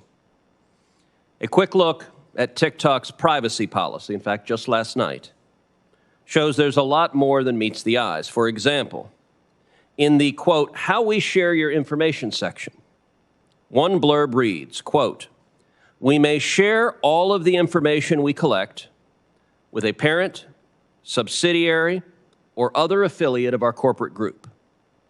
Interestingly, in June of this year, the privacy policy was updated to state that TikTok, quote, may collect biometric identifiers and biometric information as defined under U.S. laws, such as face prints and voice prints.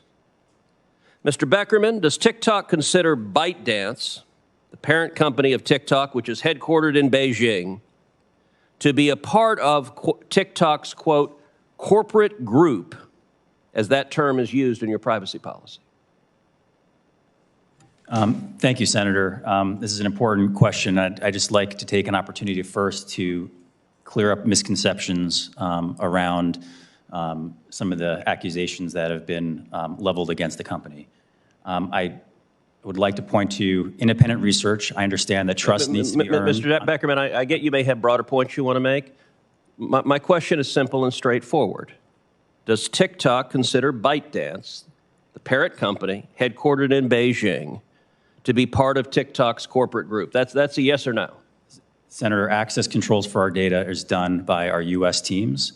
And as independent researchers, independent experts have pointed out, the data that TikTok has on the app is not of a national security importance and is of low sensitivity. But again, we do hold that to a high standard, and we have access controls. Mr. Beckerman, we're going to try a third time because the words that came out of your mouth have no relation to the question you were asked. Your privacy policy says you will share information with your corporate group. I'm asking a very simple question. Is ByteDance, your parent company, headquartered in Beijing, part of your corporate group? Yes or no, as you use the term in your privacy policy? Senator, I think it's important that I address the broader point in your statement. So are you willing to answer the question, yes or no? It is a yes or no question. Are they part of your corporate group or not? Yes, Senator, it is. Yes, it is. Okay, so under your privacy policy, You're explicitly stating that you may be sharing data with them, including biometric identifiers, including face prints, including voice prints. Is that correct? No, Senator. In the privacy policy, it says that if we are to collect biometric information, which we do not collect biometric data to identify Americans, we would provide consent and opportunity for consent first. But you also say we may share all of the information we collect with a parent, subsidiary, or other affiliate of our corporate group, which means with ByteDance headquartered in Beijing, correct? Under U.S. access control, sir. All right. Secondly, what about Beijing ByteDance technology, which media reports from earlier this year showed Beijing took a minority stake in through a state-backed internet investment Chinese entity, and on the board of which now sits Wu Shenggang, a CCP official who spent most of his career in Chinese propaganda, including with a stint at the Online Opinion Bureau under the Cyberspace Administration of China, China's internet regulator. Would you consider Beijing ByteDance technology to be a part of TikTok's corporate group with whom TikTok could share all of the information it collects? Senator, I want to be clear that that entity has no affiliation with TikTok. It's based for domestic licenses of the business in China that is not affiliated or connected to TikTok. So, are you saying no, or yes or no, as to whether Beijing ByteDance technology is part of your corporate group? As the privacy policy defines it, it says we may share all of the information we collect with a parent, subsidiary, or other affiliate, and presumably that's where it would fall, other affiliate of our corporate group. Is Beijing ByteDance technology a, quote, other affiliate of your corporate group? Senator, I'm saying that entity deals with domestic businesses within China. It's not connected with TikTok. You're having a hard time. You're answering questions I'm not asking. Again, it's a yes-no. Is Beijing ByteDance technology a, quote, other affiliate of your corporate group as your own privacy policy defines it? Senator, I'm just trying to be clear to answer your question. That entity is based in China for the Chinese business that is not affiliated or connected with TikTok. Okay. So that's twice you haven't answered. Last time you did it on the third time, so let's try it again. Again, it's a yes-no. The answer is the same, Senator. Which is? What I just said, that entity is... Okay. What you just said did not answer the question, so let me just repeat the question again. Is Beijing ByteDance technology a, quote, other affiliate of our corporate group as your privacy policy defines it? Yes or no? Senator, as I stated, that entity does not have any relation to the TikTok entity. So I'll point out it took 3 questions to get you to answer about your parent. You finally answered yes, that you can share all your information with your parent company based in Beijing. I've asked you 3 times about this sister company that is obviously another affiliate. You've refused 3 times. That may be revealing, often as Sherlock Holmes observed about the dogs that do not bark, it may be revealing that the Chinese propaganda minister that is serving on your sister company and who's been in the business of online propaganda, you're refusing to answer whether they fall under your privacy policy. That reveals, I think, a great deal, unfortunately. Senator, with all due respect, I'm just trying to be accurate here. There's a lot of accusations that are just not true, and I want to make sure that it's clear. Okay, I'm going to give you one more chance, and my time is over. But look, in baseball, 3 strikes, you're out. Tonight, the Astros are going to begin winning the World Series. Let's see if a 4th strike, you could actually answer the question. And it's a simple yes/no. Is Beijing ByteDance technology a, quote, other affiliate of our corporate group as your privacy policy defines that term? Senator, as I pointed out before, my answer is the same. Yes or no? You didn't answer.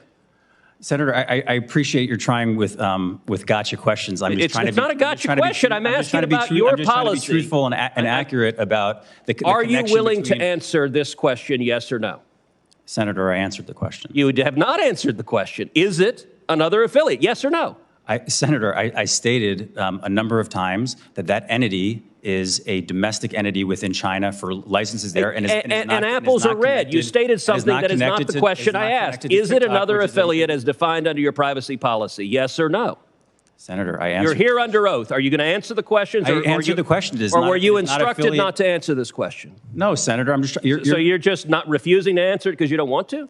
Senator, it is not affiliated with TikTok. That's your question, and that is the answer. So your answer, I want to be clear because you're under oath. Your answer is that Beijing ByteDance technology is not a, quote, other affiliate of our corporate group, as your privacy policy uses that term. This is a legal question with consequence. Senator, I understand the question. As I pointed out, TikTok is not available in China. That is an entity that is for purposes of a license of a business in China that is not affiliated with TikTok. So for the record, you're refusing to answer the question. I believe I answered your question, Senator. Yes or no? Tell me which one it is. Just give me one word, yes or no. Senator, I answered the question. You're not willing to say yes or no. It was not a yes or no question. I want to be precise. Okay, I want to be. Is this company another affiliate as defined in your privacy policy? That is binary. There's not a maybe. It's yes or no. Senator, the way I answered, I'm not aware that that is the answer to the question. Okay, so you're refusing to answer the question. That does not give this committee any confidence that TikTok is doing anything other than participating in Chinese propaganda and espionage on American Senator, children. that's not accurate. And again, I would point you to If it were not accurate, you would answer the questions, and you have dodged the questions more than any witness I have seen in my 9 years serving in the Senate. That is saying something, because witnesses often try to dodge questions, but you answer non sequiturs and refuse to answer very simple questions. That, in my experience, when a witness does that, it is because they are hiding something. Senator Moran. Mr. Chairman, thank you very much. Let me turn to Ms. Stout and ask a question about data privacy. So Senator Blumenthal and many others have been working on a consumer data privacy bill now for the last several years. I have introduced a bill that includes an appropriately scaled right for consumers to correct and to erase data that is collected or processed by covered entities, including social media companies. Ms. Stout, I understand that Snap currently allows users the right to correct or delete their user data. Would you please explain Snap's decision to proactively provide this service? Thank you, Senator, for the question. And I just want to say we applaud the committee and your leadership on this issue, and we fully support a federal comprehensive privacy bill and look forward to continuing to work with you and your staff on that. To address your question, yes, Senator, Snap has been designed with a very privacy-centric focus from the very outset. We don't collect a lot of data. We believe in data minimization, short data retention periods.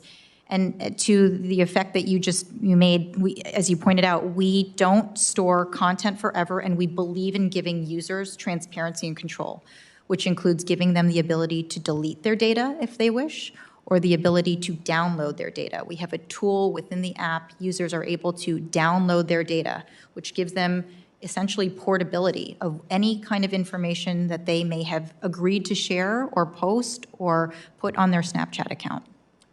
And other platforms who may not take the same position that Snap has, tell me what it is that you give up in your ability to earn revenue. What is it that you lose by doing that, if anything? So, Senator, we make trade-offs every day that sometimes disadvantage our bottom line. And there are no rules or regulations that require companies like Snap to have short retention periods. That is why federal privacy legislation is so critical, or why we choose to voluntarily have a data minimization practice. So oftentimes that means that advertisers find other platforms perhaps more enticing because those platforms keep a history of anything that's ever been searched or ever been shared or location data that's ever been provided. And that is not the case on Snapchat. So that's a trade-off, Senator, that we make because we believe in being more private and more safe. Because if you did it otherwise, what would you gain by doing so?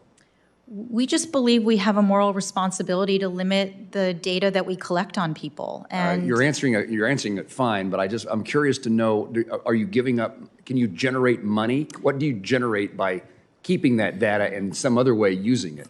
Yes, I think we limit ourselves in our ability to optimize for those advertisements and make more money. And we are a company that has not yet turned a profit. We've invested every dollar back into our company, and we're here for the long game. And our real ultimate desire is to make a platform that is safe for our community. Thank you. And Mr. Beckerman, what responsibility do platforms have to prevent harmful social media trends from spreading?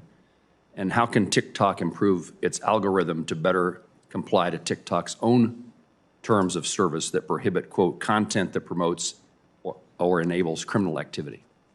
Thank you, Senator. We do have a responsibility to moderate our platform along with our community guidelines and do that in a transparent way. Where does that responsibility come from? Just comes from doing the right thing. You know, for us, we want to be a trusted platform. We want to be a platform where people have a joyful experience and like coming to the app, and that's what we're seeing. And that starts with our community guidelines. Certain content, like you mentioned, illegal activities, misinformation, other categories that you wouldn't allow on the platform, we work really hard. I think our content moderation teams and our safety teams are often the unsung heroes of the companies that are working every day 24/7 to ensure that community guidelines are met and the platforms stay positive, joyful. The nature of my second question, the add-on question, was leading because it suggests that you're not complying with your own terms of service that prohibit content that promotes or enables criminal activity. And my question was, how can you improve your algorithm to better accomplish that? Maybe you want to discount the premise of the question. No, Senator. I mean, it's an important area where we always want to get to 100%. We release regular transparency reports, and 94% of our removals of violative content are done proactively. Much of it is done within 24 hours or before there's any views. We always want to strive to get 100%, and that's something that we fight and work on every single day. Thank you. Thank you, Chairman and Ranking Member Blackburn. I think the series of hearings that this subcommittee is having are hugely important to the nature of our country and to its future. Thank you. Thanks, Senator Moran. Senator Blackburn. Thank you, Mr. Chairman. Ms. Miller, I would like to come to you.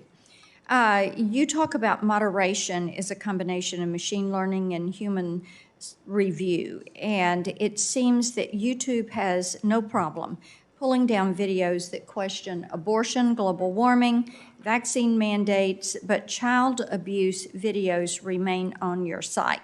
So I am interested to know more about the specific inputs that you use in these reviews. Who establishes these inputs, and who oversees them to make sure that you get them right? Senator, thank you for your question. So we heavily invest in making sure that all of our users, but particularly kids on the platform, have a safe experience. And the way that we do this is with a number of levers. For example, we have content policies as it relates to child safety on the platform, so not putting minors into risky situations in videos on the platform. Okay, we have then policies. let me jump in and ask Okay. you then, if you're saying you don't want to put children into risky videos. There is a world of self-harm content on your site, and a few searches come up with videos such as, and I'm quoting from searches that we've done, songs to slit your wrist by, vertical slit wrist, how to slit your wrist, and painless ways to commit suicide. Now, that last video, Painless Ways, was age-gated, and but do the self-harm and suicide videos violate YouTube's content guidelines, if you're saying you have these guidelines? Senator, I would certainly welcome following up with you on that video Yes. you may be referencing, because we absolutely prohibit content regarding Ms. suicide Miller, or self-harm. I have to tell you, we have pulled these down in my office. Our team has worked on this because I think it's imperative that we take the steps that are necessary to prevent children and teens from seeing this content. And I just can't imagine that you all are continuing to allow children to figure out how to do this on your site, how to carry out self-harm. So yes, why don't you follow up with me for more detail, and I would like that response in writing. And I also talked to a film producer friend this morning, and the film trailer for I'm Not Ashamed, which was based on the story of Rachel Scott. She was the first victim of the Columbine attacks. And the film focused on her faith and how it helped in her life. So why would you remove this film trailer and block its distributor from being on your site? And you did this for 11 months. You did not put the trailer back up until Hollywood Reporter called and said, why have you done this? You got an answer on that one? Senator, I'm sorry, but I'm not familiar with that specific removal. Then let's review this. Yep. Because and we can submit the documentation. I had it sent back over to me. Ms. Stout, I want to come to you. We had an issue in Memphis with a 48-year-old man who was on your site. He raped a 16-year-old Memphis teen. And he claimed to be a music producer. He lured her into this relationship. And one of the news articles recently called Snapchat the app of choice for sexual predators. This is something that is of tremendous concern. And much of it, from what I understand from talking to moms and talking to grandmoms, is they use the Snap Map location service. And I know you're probably going to say only your friends can follow you, but somehow people are getting around that. And these sexual predators who are following young people are using this map to get to their location. So we had this in Memphis with the rape. We have another child that was in the middle part of the state that the predator followed her, and she tried to commit suicide because she knew her family was going to find out. So are you taking steps? Do you want to give me a written answer as to the steps that you all are taking? How are you going to get a handle on this? This is endangering young women. Senator, I'm more than happy to give you a detailed written answer, and you have written to us in the past, and I appreciate your leadership in following up on this issue. I want to just make crystal clear that the exploitation of minors is absolutely deplorable. It is our highest priority to prevent this type of event from happening on our platform. But with respect to the map, yes, indeed, location appearing on the map is off by default for everyone, not only for minors, but for everyone. So in order to appear to someone on the map and share your location, you must be bi-directional friends with that person. I will say with respect to grooming, this is an area where we spend a tremendous amount of time and resources to try to prevent. Snapchat makes it intentionally difficult for strangers to find people that they don't know. We do not have open profiles. We do not have browsable pictures. We don't have the ability to understand who people's friends are and where they go to school. So, Senator, I'd be more than happy to follow up with you in writing and provide you more details. Let's do that so we get some more detail. One question for all three of you, and you can answer this in writing if you choose. You've all talked about the research work that you do. Do you get parental consent when you are doing research on children, and can you provide us a copy of the parental consent form? We asked Facebook for this, and they punted the question repeatedly. And Ms. Miller, I think you need to provide the committee clarity. You said that you all had never spoken out against online privacy. I think the chairman and I may question that a little bit. So my question to you, and you can come back to us with a little bit more depth on this. Did you fight it as a part of the Internet Association as they were fighting privacy on your behalf? And just one thing to wrap, Mr. Chairman, going back to Mr. Beckerman, with the confusion there seems to be around the ownership of TikTok, which their parent company is ByteDance. And the CCP does have a seat on the board. They have a financial stake in ByteDance. Their doyen is a affiliated entity, and we know there's a relationship with the Chinese Communist Party through all of this. And then I checked, and I know that TikTok user data is stored in the US and Singapore, and until quite recently, Singapore data services were run by Alibaba, which is another Chinese company. So what we need to have from you, Mr. Beckerman, is some clarity on the chain of ownership of the transmission and the sharing processes that are around US consumer data, especially the data and information of our children. And with that, I will yield back. Thank you, Mr. Chairman. Thanks, Senator Blackburn. We're going to go to Senator Sullivan. We're going to finish the first round. Senator Sullivan, Senator Lummis. I'm going to go vote. I should be back by the time that Senator Lummis finishes. And in the meantime, Senator Blackburn will preside. Thank you. Thank you, Mr. Chairman. And Mr. Beckerman, I know there's been a lot of questions, which I certainly have concerns about sharing data with the Chinese Communist Party, given the ownership or at least board influence.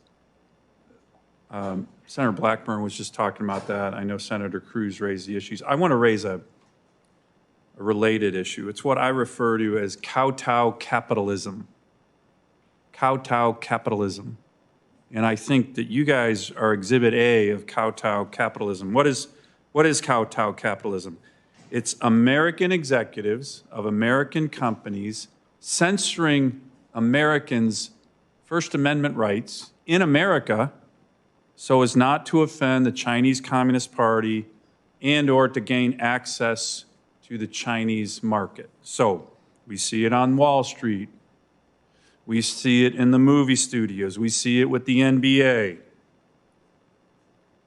So let me ask a couple questions related to that. Could a TikTok user could put up a video that criticizes the chairman of this committee, the ranking member, any senator,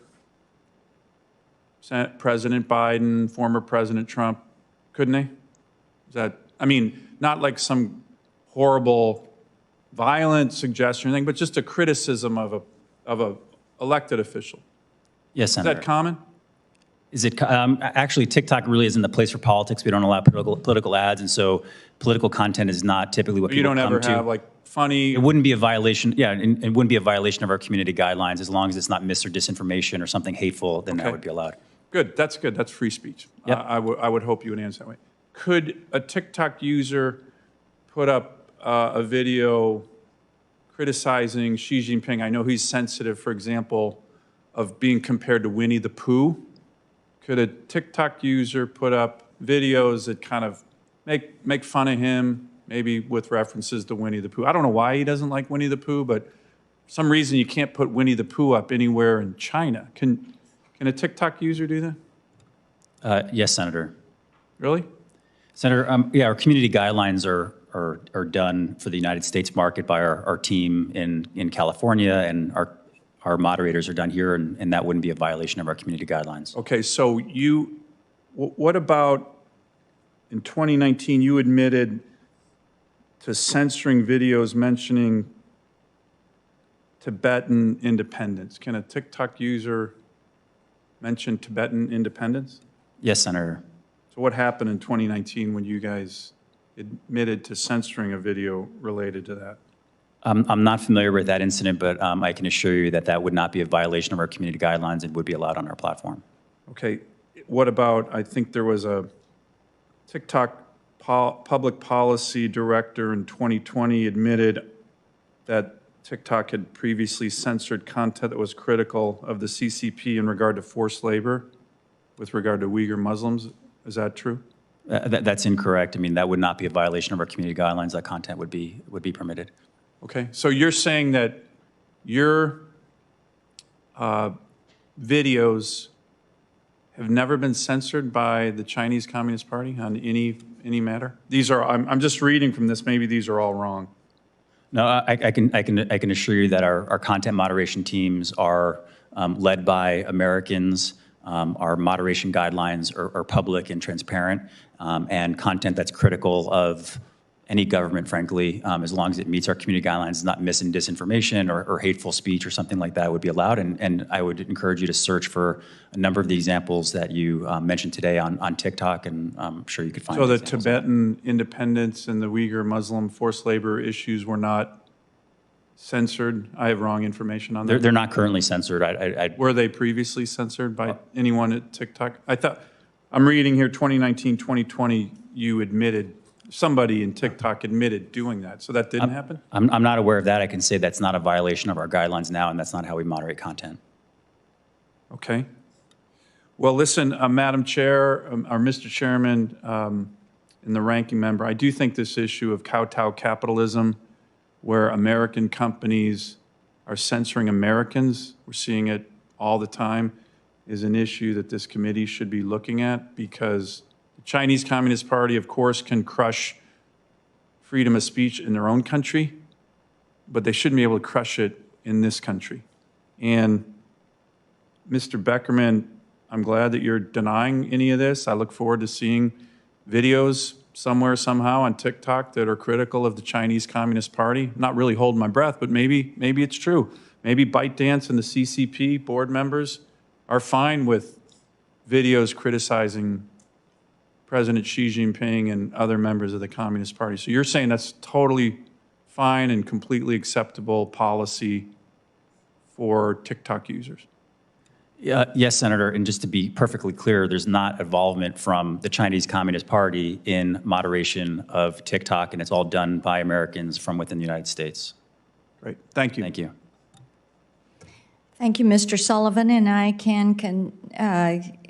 will let you, we are going to continue looking at these issues of the Chinese Communist Party's influence into U.S. companies and into technology and the silencing and censoring of free speech of U.S. citizens online. Great. So It's a really thank you for the important line issue. I of appreciate question. that. Yes, Thank it you. is. Senator Lummis, you're recognized. Thank you, Madam Chairman, and I'm going to start directly with questions, and if I have any time left, I'd like to read a statement into the record. But I'll start with a question for Ms. Miller. YouTube has implemented several features, such as autoplay, that have been proven to make the platform difficult to stop using. What mechanisms has YouTube employed to ensure that children specifically have tools to counteract these design decisions? And do you believe those controls are sufficient? Senator, thank you for your question. Autoplay is default off on YouTube Kids, as well as in supervised experiences on YouTube Main. So we have set those to default off.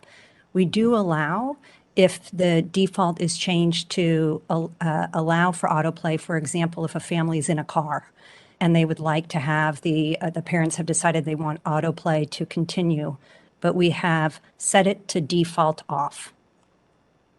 And do you believe that's sufficient?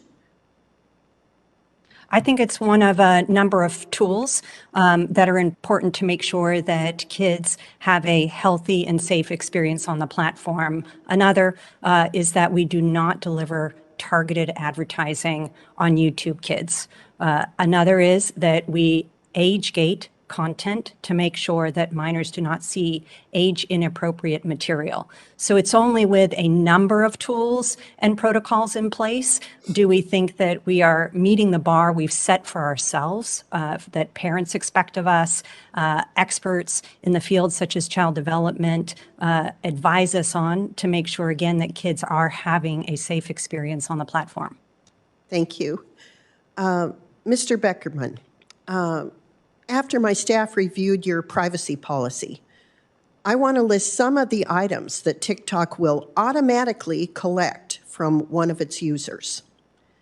That person's location, the device model of your phone, their browsing history outside and inside of TikTok, content of all messages sent on TikTok, their IP address, their biometric identifying information, and information from their phones, such as keystroke patterns and other apps. Do you believe this sort of mass data collection is necessary to deliver a high-quality experience to your users? Senator, thank you for that question. Some of those items that you listed off are things that we're not currently collecting, and we state in the privacy policy that if we were to, we would notify users and get their consent. And which of those that I named have that condition? Yeah, as it relates to biometric, I didn't write down every single thing. I'd be happy to go through it with you and your team on that. Perfect. We will follow up with you. My question is, regardless of which ones require consent of those I mentioned, why should any member of this committee feel comfortable with the vast amounts of data your company is collecting on our children, especially since TikTok has a relationship to the Chinese Communist Party? Senator, first off, as it relates to data, TikTok actually collects less in many categories than many of our peers. And some of these things, as you mentioned, keystroke, that's not collecting actually what people are typing. That's actually an anti-fraud, anti-spam measure that measures the cadence of typing, because a bot, for example, would behave very differently than a human. And so it's not actually collecting what people are typing. It's an anti-fraud measure. Which of your competitors or other companies that you're aware of collect more information? I probably would point to Facebook and Instagram, for example. Well, I'll ask the same questions of them. Thank you. This for all our witnesses. Are your platforms specifically designed to keep users engaged as long as possible? You want to start, Mr. Beckerman? Senator, we want to make sure that people are having an entertaining experience, like TV or movies. TikTok is meant to be entertaining, but we do think we have a responsibility along with parents to make sure that it's being used in a responsible way. We have take-a-break videos, we have time management tools, and family pairing as another tool where parents can help limit the time that their teenagers are spending on the app. But is the length of engagement a metric that your company uses in order to define success? There's multiple definitions of success, Senator. It's not just based on how much time somebody's spending on the app. But is that one of them? Is length of engagement one of the metrics? I think overall engagement is more important than the amount of time that's being spent. But is it one of the metrics? It's a metric that I think many platforms check on how much time people are spending on the app. Thank you. Ms. Stout, same question. Are your platforms designed to keep users engaged as long as possible? So, Senator, when you open up Snapchat, you don't open up Snapchat to a feed of other people's content designed to keep you consuming more and more content. You open up Snapchat to a blank camera, which is a blank canvas. It's a place where users come to talk to their friends in videos and in pictures. But is it a metric that the company incorporates into your definitions of success? I believe we see success as if the platform is facilitating real live conversations and connections with friends. Snapchat is a place where friends come to talk to each other. But is it a metric? My question is, do you measure success in any way, shape, or form by how long people stay on your site? Is that one of multiple driving measures of success? I think the way I can answer that question is it is one of many metrics. Okay, thanks. Ms. Miller, same question. Are your platforms designed to keep users engaged as long as possible? Senator, our platforms are designed to allow users to search and discover all types of content. It is intended for them to have an enjoyable experience. I get it, but I'm asking, is this one of the metrics by which you define success? Senator, we have a number of digital well-being tools designed But is this one of the metrics? Is it one of them? I mean, there could be numerous metrics, but is this one of them? Yeah, to the specific question that you're asking, we do look at, for example, if a video was watched through its entirety. That helps us determine whether or not that was a quality video relative to the search that the user had. So we do look at those types of data points to inform us as it relates to the experience that the user has had on the platform. Thank you. Madam Chairman, do I have time to enter an opening statement? Thank you, Madam Chairman. This generation of children will grow up under a level of surveillance well beyond any previous one. And although the recent Wall Street Journal reports focused on the problematic harms of Facebook, we know that the problem is endemic among our youth and bigger than Facebook alone. Children are impressionable. They are easily manipulated by targeting advertising to them, and they are readily influenced by the highly sophisticated algorithms that often serve age-inappropriate content to its youth users. These invisible algorithms continuously nudge our children in different directions, which can impact their development without their knowledge and without their parents' knowledge. These algorithms on these platforms were designed with adults in mind, not children. Only a tiny fraction of children understand the harm that can come from sharing sensitive information, pictures, or opinions that become part of their digital permanent record. But what is most alarming is that none of them can fully understand how the content fed to them by algorithms will shape their worldview during these formative years. So more must be done to promote responsible social media use. We must educate parents on how to teach their children to avoid the pitfalls of using these platforms. And more importantly, we must hold these platforms accountable for the effects that their design decisions have on our children. Mr. Chairman, thank you for the opportunity to add that opening statement to the record, and thank you for your indulgence. I yield back. Thank you, and thank you for your leadership on these issues and your very insightful questions. We do have to protect kids in our country. You just put your finger on it. So let me ask this, just following up on Senator Lummis and Senator Blumenthal, everyone on the panel here today. These kids are constantly posting content, and their data is being tracked, stored, and monetized.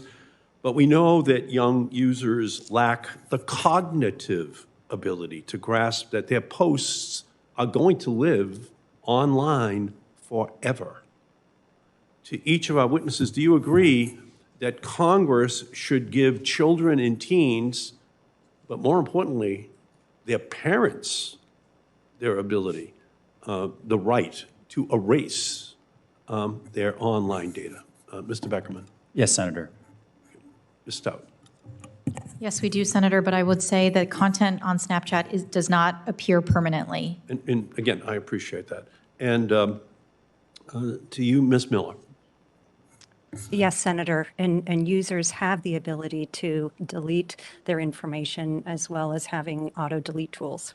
So they should have the right to delete it. Do you agree with that, Ms. Miller? Yes, Senator. Okay, great. Today, apps collect troves of information about kids that have nothing to do with the app service. For example, one gaming app that allows children to race cartoon cars with animal drivers has reportedly amassed huge amounts of kids' data unrelated to the app's game, including location and browsing history. Why do apps gobble up as much information as they can about kids? Well, it's to make money. Congress, in my opinion, has to step in and prevent this harmful collection of data. Ms. Miller, do you agree that platforms should stop data collection that has nothing to do with fulfilling the app's service? Senator, we do limit the data that we collect, and this is particularly true, for example, on the YouTube Kids app. We limit the data collection to only rely on what is necessary to make sure that the platform runs. So do you agree that that should become a law, that all platforms have to do the same thing? Senator, I don't want to speak to whether or not it should become a law and or the details of any proposed legislation, But at YouTube, we've not waited for a law to make sure that we have these I protections. appreciate that. I appreciate that. It's time to just make up your mind, you know, yes or no on legislation. We need to move. Mr. Beckerman. Yes, Senator, we do need legislation. I think we're overdue on very strong national privacy laws. Great. Ms. Stout. Yes, Senator, we absolutely collect less data, and it sounds as though collection of data that is irrelevant to the performance of the app does not appear to be within scope. Okay. Today, popular influencers peddle products online while they flaunt their lavish lifestyles to young users.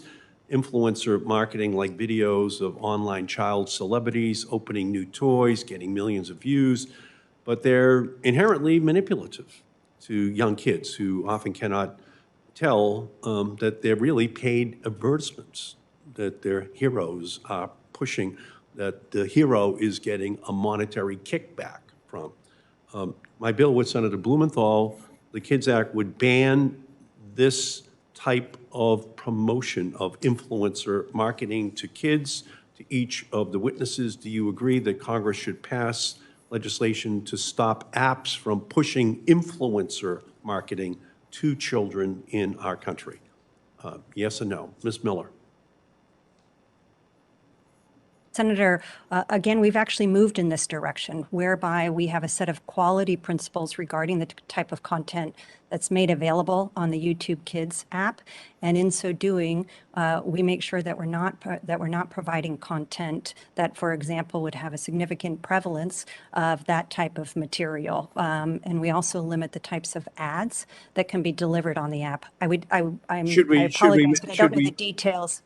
Should we make it illegal so that people out there who might be trying to influence children know that there's an enforceable penalty that they would pay? I absolutely think it's worth a discussion. I would need to stare at the details of such a bill. Again, it's been around for a long time. Mr. Beckerman. Yes, Senator, we already limit the kinds of advertisements that can be served to teens, but we do agree that there should be additional transparency and additional privacy laws passed. Ms. Stout.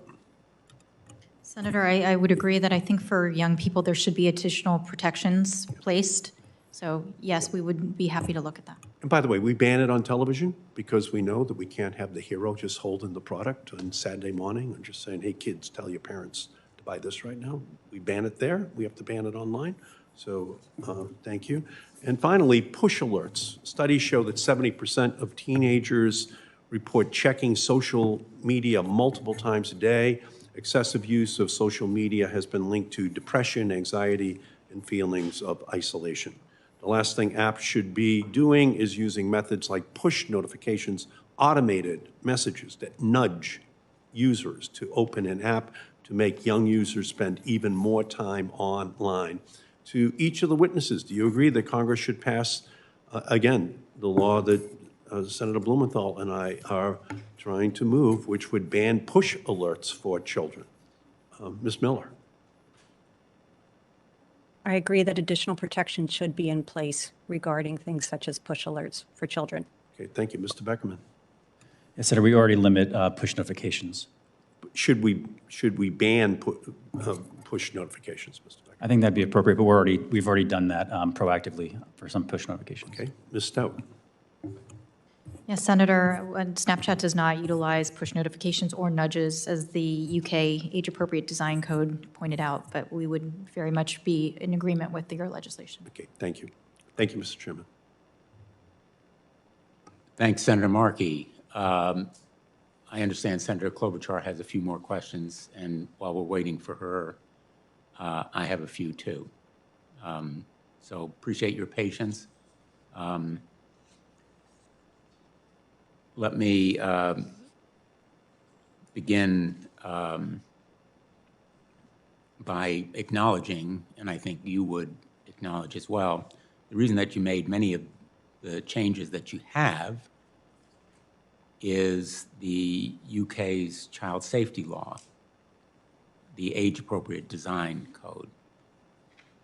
I think we need an American version of the British child safety law.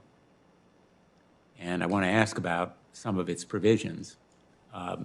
Will you commit to supporting a child safety law that obligates companies to act in the best interests of children? It establishes, in effect, a duty of care that could be legally enforceable. Ms. Stout. Senator, we were very privileged to be able to work with the Information Commissioner's Office in the UK in their design of the age-appropriate design code. We, of course, comply with the code as it's come into force this year. And as I mentioned to Senator Markey, we're looking actively at that code to see how we could apply it outside of just the UK market and apply it to many of our other markets. So with respect to a child safety law that obligates companies to think about the protection and the safety of children, that's something that SNAP has already done without regulation, but of course would be happy to work with the committee. But the point is, and we would love to be in a world where we could rely on voluntary action by platforms like yourselves, but in effect, you've sacrificed that claim to voluntary action or reliance on your voluntary action.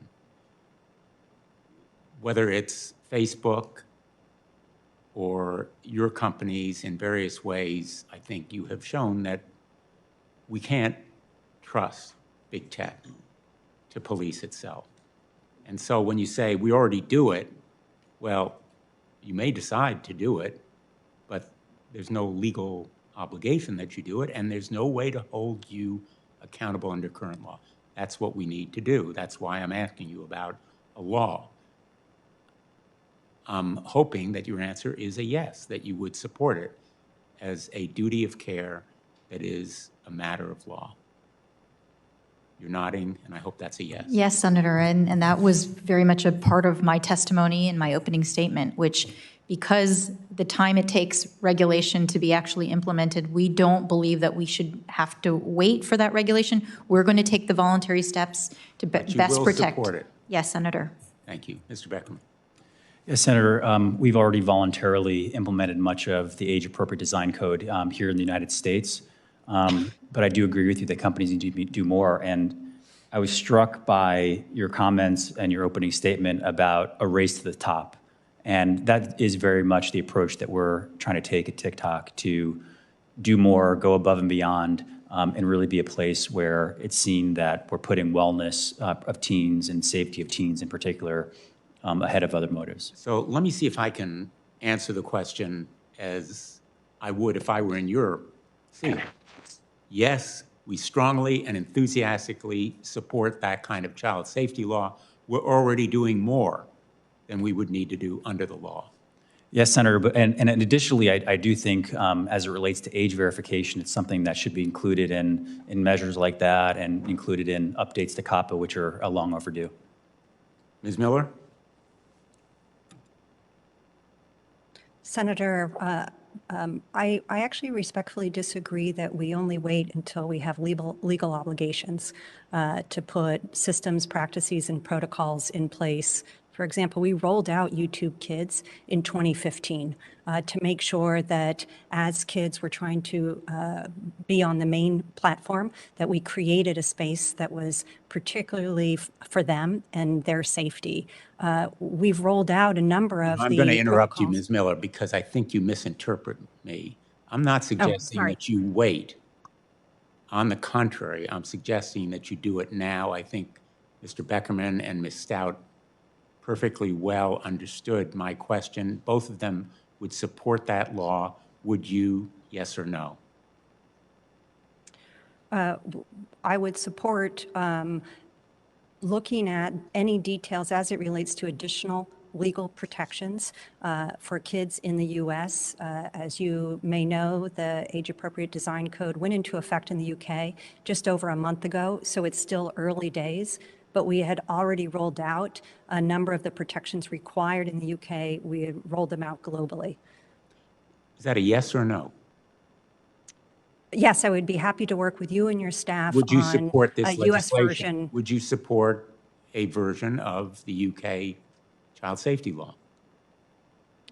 I would need to stare at the details of any specific bill, but I certainly support expansions of child safety protections. I'm going to yield to Senator Klobuchar. I understand she's now ready to ask her question. Thank you. Thank you very much. Thank you for a lot going on here today. Thank you for taking me remotely for the second round. One of the things that I've tried to do in all of these hearings that we've had, including in the Judiciary Antitrust Subcommittee that I chair, is taking the veil off this idea that this is just web, everyone has fun, that's what it is, and it's just a cool thing. Some of that's true, but it's also a huge profit-making venture. And when you look at it that way, as the most successful and biggest companies the world has ever known in the big tech platforms in terms of money, then you have to start looking at it, wait a minute, why haven't we done anything about privacy law? Or why haven't we done anything on Senator Markey's children's law? Why haven't we put in place some rules about transparency on algorithms, or mostly, from my perspective, done anything about competition policy, which is a market approach to get alternatives? So I just start with this question, which I've asked many of the platforms, the larger platforms. Ms. Stout, Snap reported that its advertising revenue per user in North America for the second quarter of 2021 was $7.37. How much of Snap's revenue came from users under the age of 18?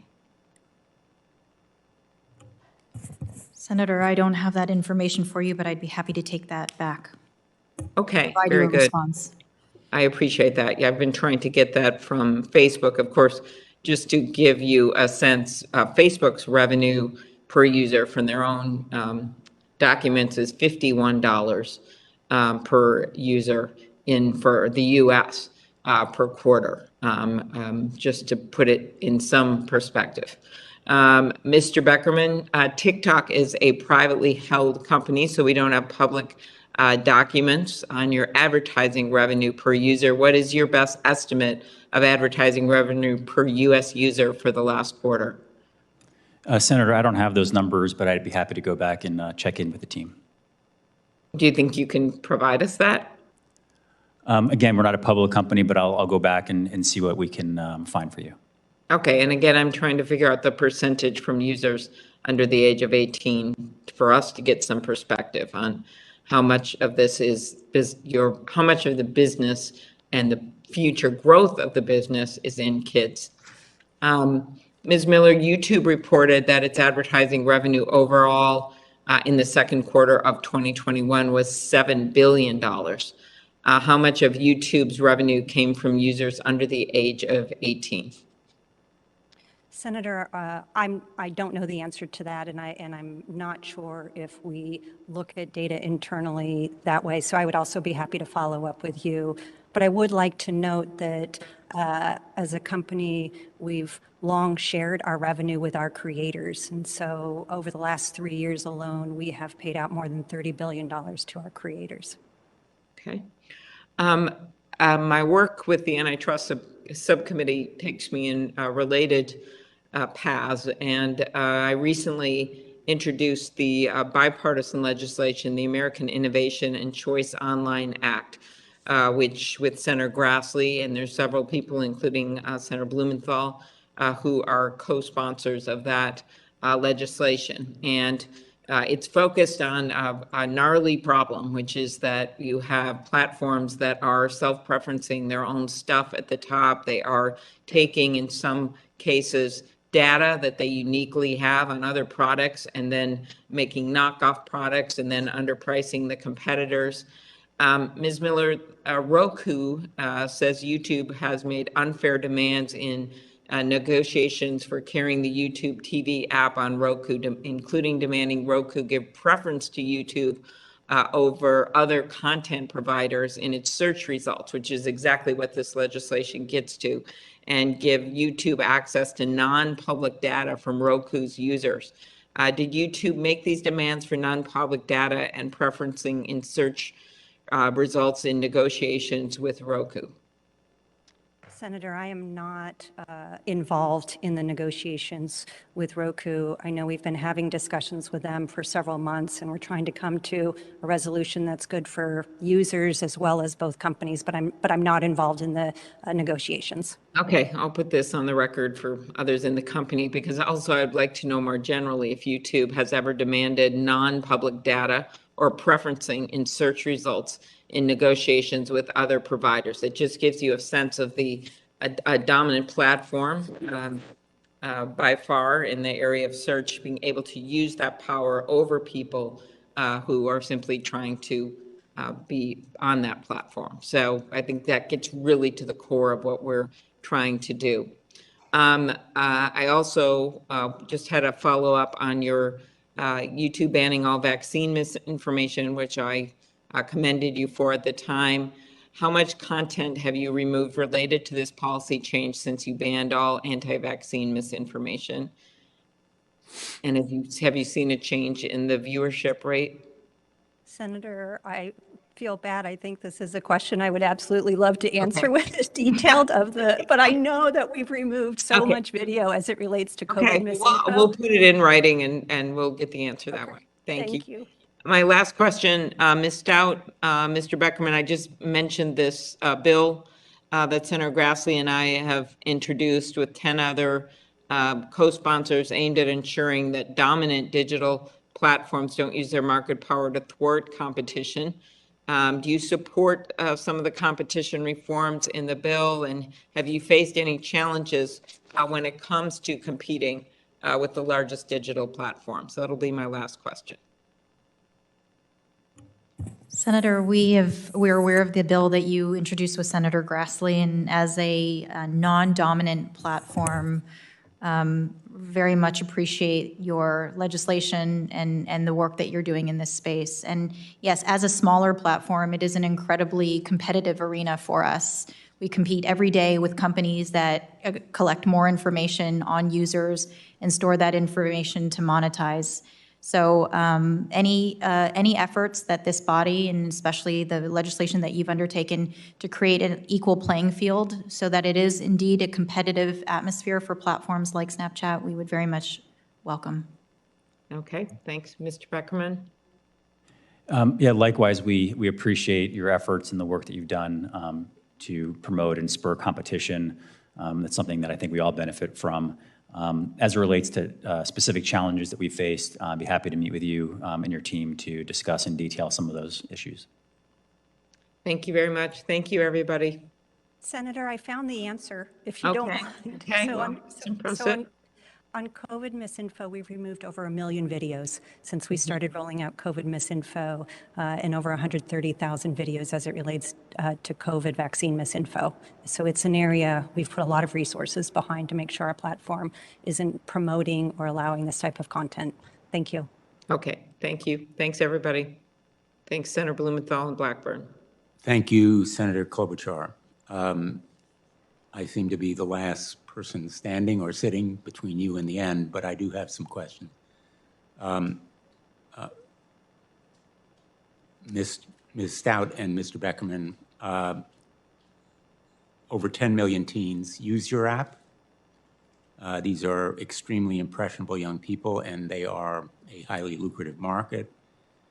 And you make tens, probably hundreds of millions from them.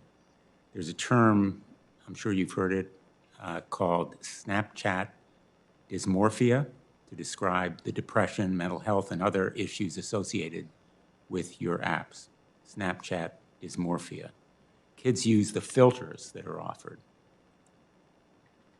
and create destructive, harmful expectations. The filter does.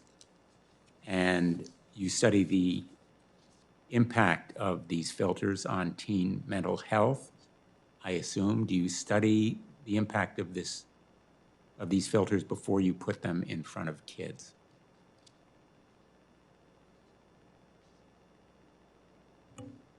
Ms. Stout. Yes, Senator, the technology that you're referring to is what we call lenses. And these lenses are augmented reality filters that we allow users who choose to use them to apply them over top of selfies. And for those that are familiar, they are the, opportunity to put on a dog face or I've seen them, but they also change one's appearance potentially to make one thinner, different colors, different skin tones. So these filters, Senator, are created both by Snapchat and our creator community. There are over 5 million of these augmented reality filters, and a very, very small percentage of those filters are what you would call beautification filters. Most of them are silly, fun, entertaining filters that people use to lower the barrier of conversation. Because again, when you're using Snapchat, you're not posting anything permanently for likes or comments.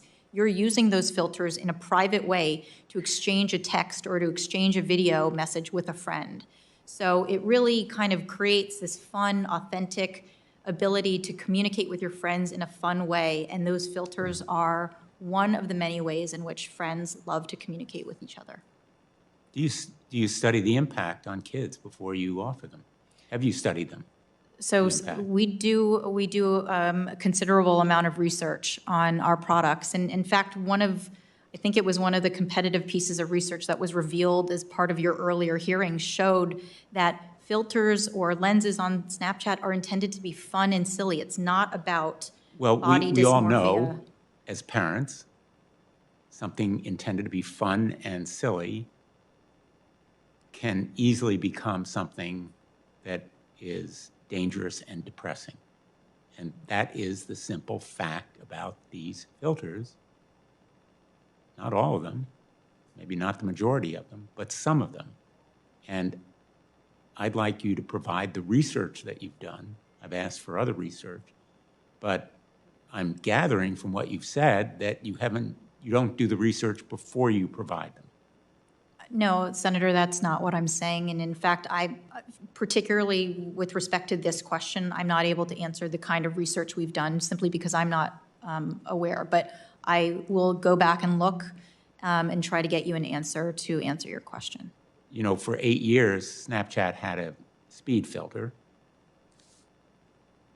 It allowed users to add their speed to videos, as you know. The result was that it encouraged teens to race their cars at reckless speeds. There were several fatal and catastrophic crashes associated with teens using the speed filter. It took, I think, 8 years. And warnings from safety advocates and multiple deaths for Snapchat to finally remove that dangerous speed filter. It was silly. It was maybe fun for some people. It was catastrophic for others. And I want to raise what happened to Carson Bride. His mother, Kristen, originally from Darien, told me about how Carson was relentlessly bullied through anonymous apps on Snapchat after trying desperately to stop the abuse, and after unanswered pleas for help, he took his own life. Silly, fun. How can parents protect kids from the relentless bullying that follows kids home from school, as Ms. Haugen said so movingly? No longer stops at the schoolhouse door, now 24/7, comes into their homes just before they go to sleep. What are you doing to stop bullying on Snapchat? Senator, this is a incredibly moving issue for me as a parent as well. Bullying is unfortunately something we're seeing more and more happening to our kids. And indeed, this is not just on the online community. They face it at school, they bring it at home. We have zero tolerance on Snapchat for bullying or harassment of any kind. And as a platform that reaches so many young people, we see this as a responsibility to get in front of this issue and do everything we can to stop it. So again, because Snapchat is designed differently, you don't have the multiple abuse vectors for bullying in a public sort of way on Snapchat. You don't have public permanent posts where people can like or comment, thereby introducing additional opportunities for public bullying or public shaming. That's not to say that bullying doesn't happen both online and offline. And so we have in-app reporting tools where users can anonymously and quickly report bullying or any other harmful activity. And I will say our trust and safety teams that work around the clock actually move to remove this content on average in less than 2 hours. Usually it's far more quickly than that. But I want to assure you, Senator, and thank you for raising the bullying issue. In addition to prevention, in addition to combating this practice, we do a lot to prevent it. And we think that there ought to be more opportunities to raise awareness on the effects of bullying and the effects that people's words have on other people, and we will continue to make that commitment. Mr. Beckerman, we've heard from TikTok that it's a safe environment. At the same time, we see challenges, the blackout challenge, just to take one example, where in effect, teens and children have actually died emulating and recording themselves following blackout and choking challenges, including a 9-year-old in Tennessee who saw one on TikTok. Despite apparent efforts to discourage certain dangerous trends, this content is still being posted and viewed widely by kids online and followed and emulated, whether it is destruction of school property or other kinds of challenges. A mother who lost her child in the choking challenge shared questions with me, and they're questions that deserve answers from you and from others who are here today. And I'm just going to ask her a question. How can parents be confident that TikTok, Snapchat, and YouTube will not continue to host and push dangerous and deadly challenges to our kids? Thank you, Senator. As it relates to this specific challenge, and particularly things that can be dangerous or deadly for teens, it's sad and tragic. I mean, I remember myself when I was in grade school, had a classmate that we lost from something very similar. And so I know it's something that touches many of our lives, and it's awful. As it relates to TikTok, this is not content that we've been able to find on our platform. It's not content that we would allow on our platform. Independent fact checkers have looked, but it's important that we all remain vigilant to ensure that things that are dangerous or even deadly, particularly for teenagers, don't find their way on platforms. And it's important that we all have conversations with our teenagers to make sure they stay safe offline and make sure they stay safe online. And it's a responsibility that we take. And again, I just think it's important that we distinguish between things that there is actual content on platforms encouraging things, and others where actually the content does not exist on the platform. But this content existed on your platform. Senator, we have not been able to find any evidence of a blackout challenge on TikTok at all. And again, it would violate our guidelines, but it's something that we proactively search both with AI and human moderators, but we have found absolutely no evidence of it. And it's something that we have conversations with parents and others all the time around things that could be dangerous. But it's important that we have conversations with our teens about this. And other challenges, you're saying none of them? As a on your platform? Like specific, so anything that is illegal or dangerous violates our guidelines. Our teams have been very aggressive and acted very quickly as things pop up on the platform. As our transparency reports show, over 94% of content that violates our guidelines is removed automatically. But dangerous challenges have no place on TikTok. I understand that you react by taking them down, but they existed for the time that they were there. And I guess my question is, what can you do to prevent those challenges from being there in the first place? Well, we're often able actually to be proactive in blocking things from coming on. When they're found, we divert searches, we block content, we remove content. But unfortunately, something that we've seen recently are press reports about alleged challenges that when fact checkers like Snopes and other independent organizations look into it, they find out that these never existed on TikTok in the first place, and in fact were hoaxes that originated on other platforms. And so I think it's important of all of us, particularly parents and teachers and those that care about our young people, that we look at the facts and look to see what content actually exists rather than spreading rumors about alleged challenges.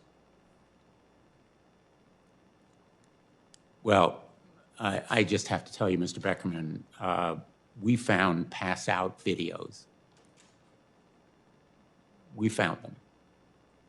So I have a lot of trouble crediting your response on that score.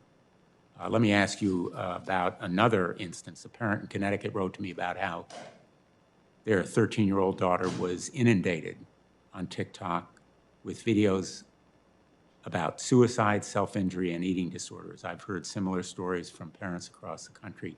So we checked. We did our own research. My staff made a TikTok account, I was describing it earlier, and spent hours scrolling through its endless feed of videos. As a teen would, TikTok began by showing us videos of dance trends. Within a week, TikTok started pushing videos promoting suicidal ideation and self-harm. We didn't seek out this content. We can't show these videos in this room because they were so disturbing and explicit. And finally, another TikTok account we created as a 13-year-old, that's a 13-year-old, was flooded with nothing but sexually obscene videos. How do you explain to parents why TikTok is inundating their kids with these kinds of videos of suicide, self-injury, and eating disorders? This is stuff occurring in the real world.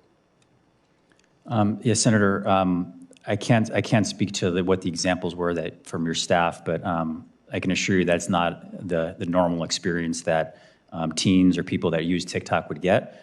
Those kinds of content violate our guidelines and are removed, but we'd be happy to sit down with you and your staff and go through what that example was.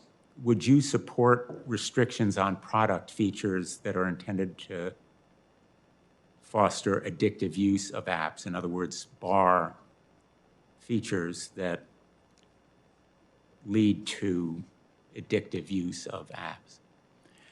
Yes, Senator, we've already done a number of that proactively in the form of take-a-break videos, in terms of time management features, in terms of not having direct messages, for example, for under 16, and our family pairing tools. It's important that when we look at these issues, that we have conversations and foster these conversations with our teenagers.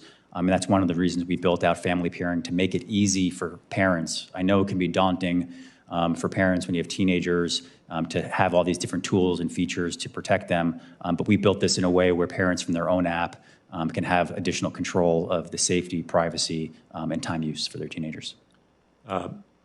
I have to go vote, and I don't have anyone to preside here for me. May I suggest taking a 5-minute recess? I'll have some final questions if you'd be willing to wait, and then we can close the hearing. Thank you.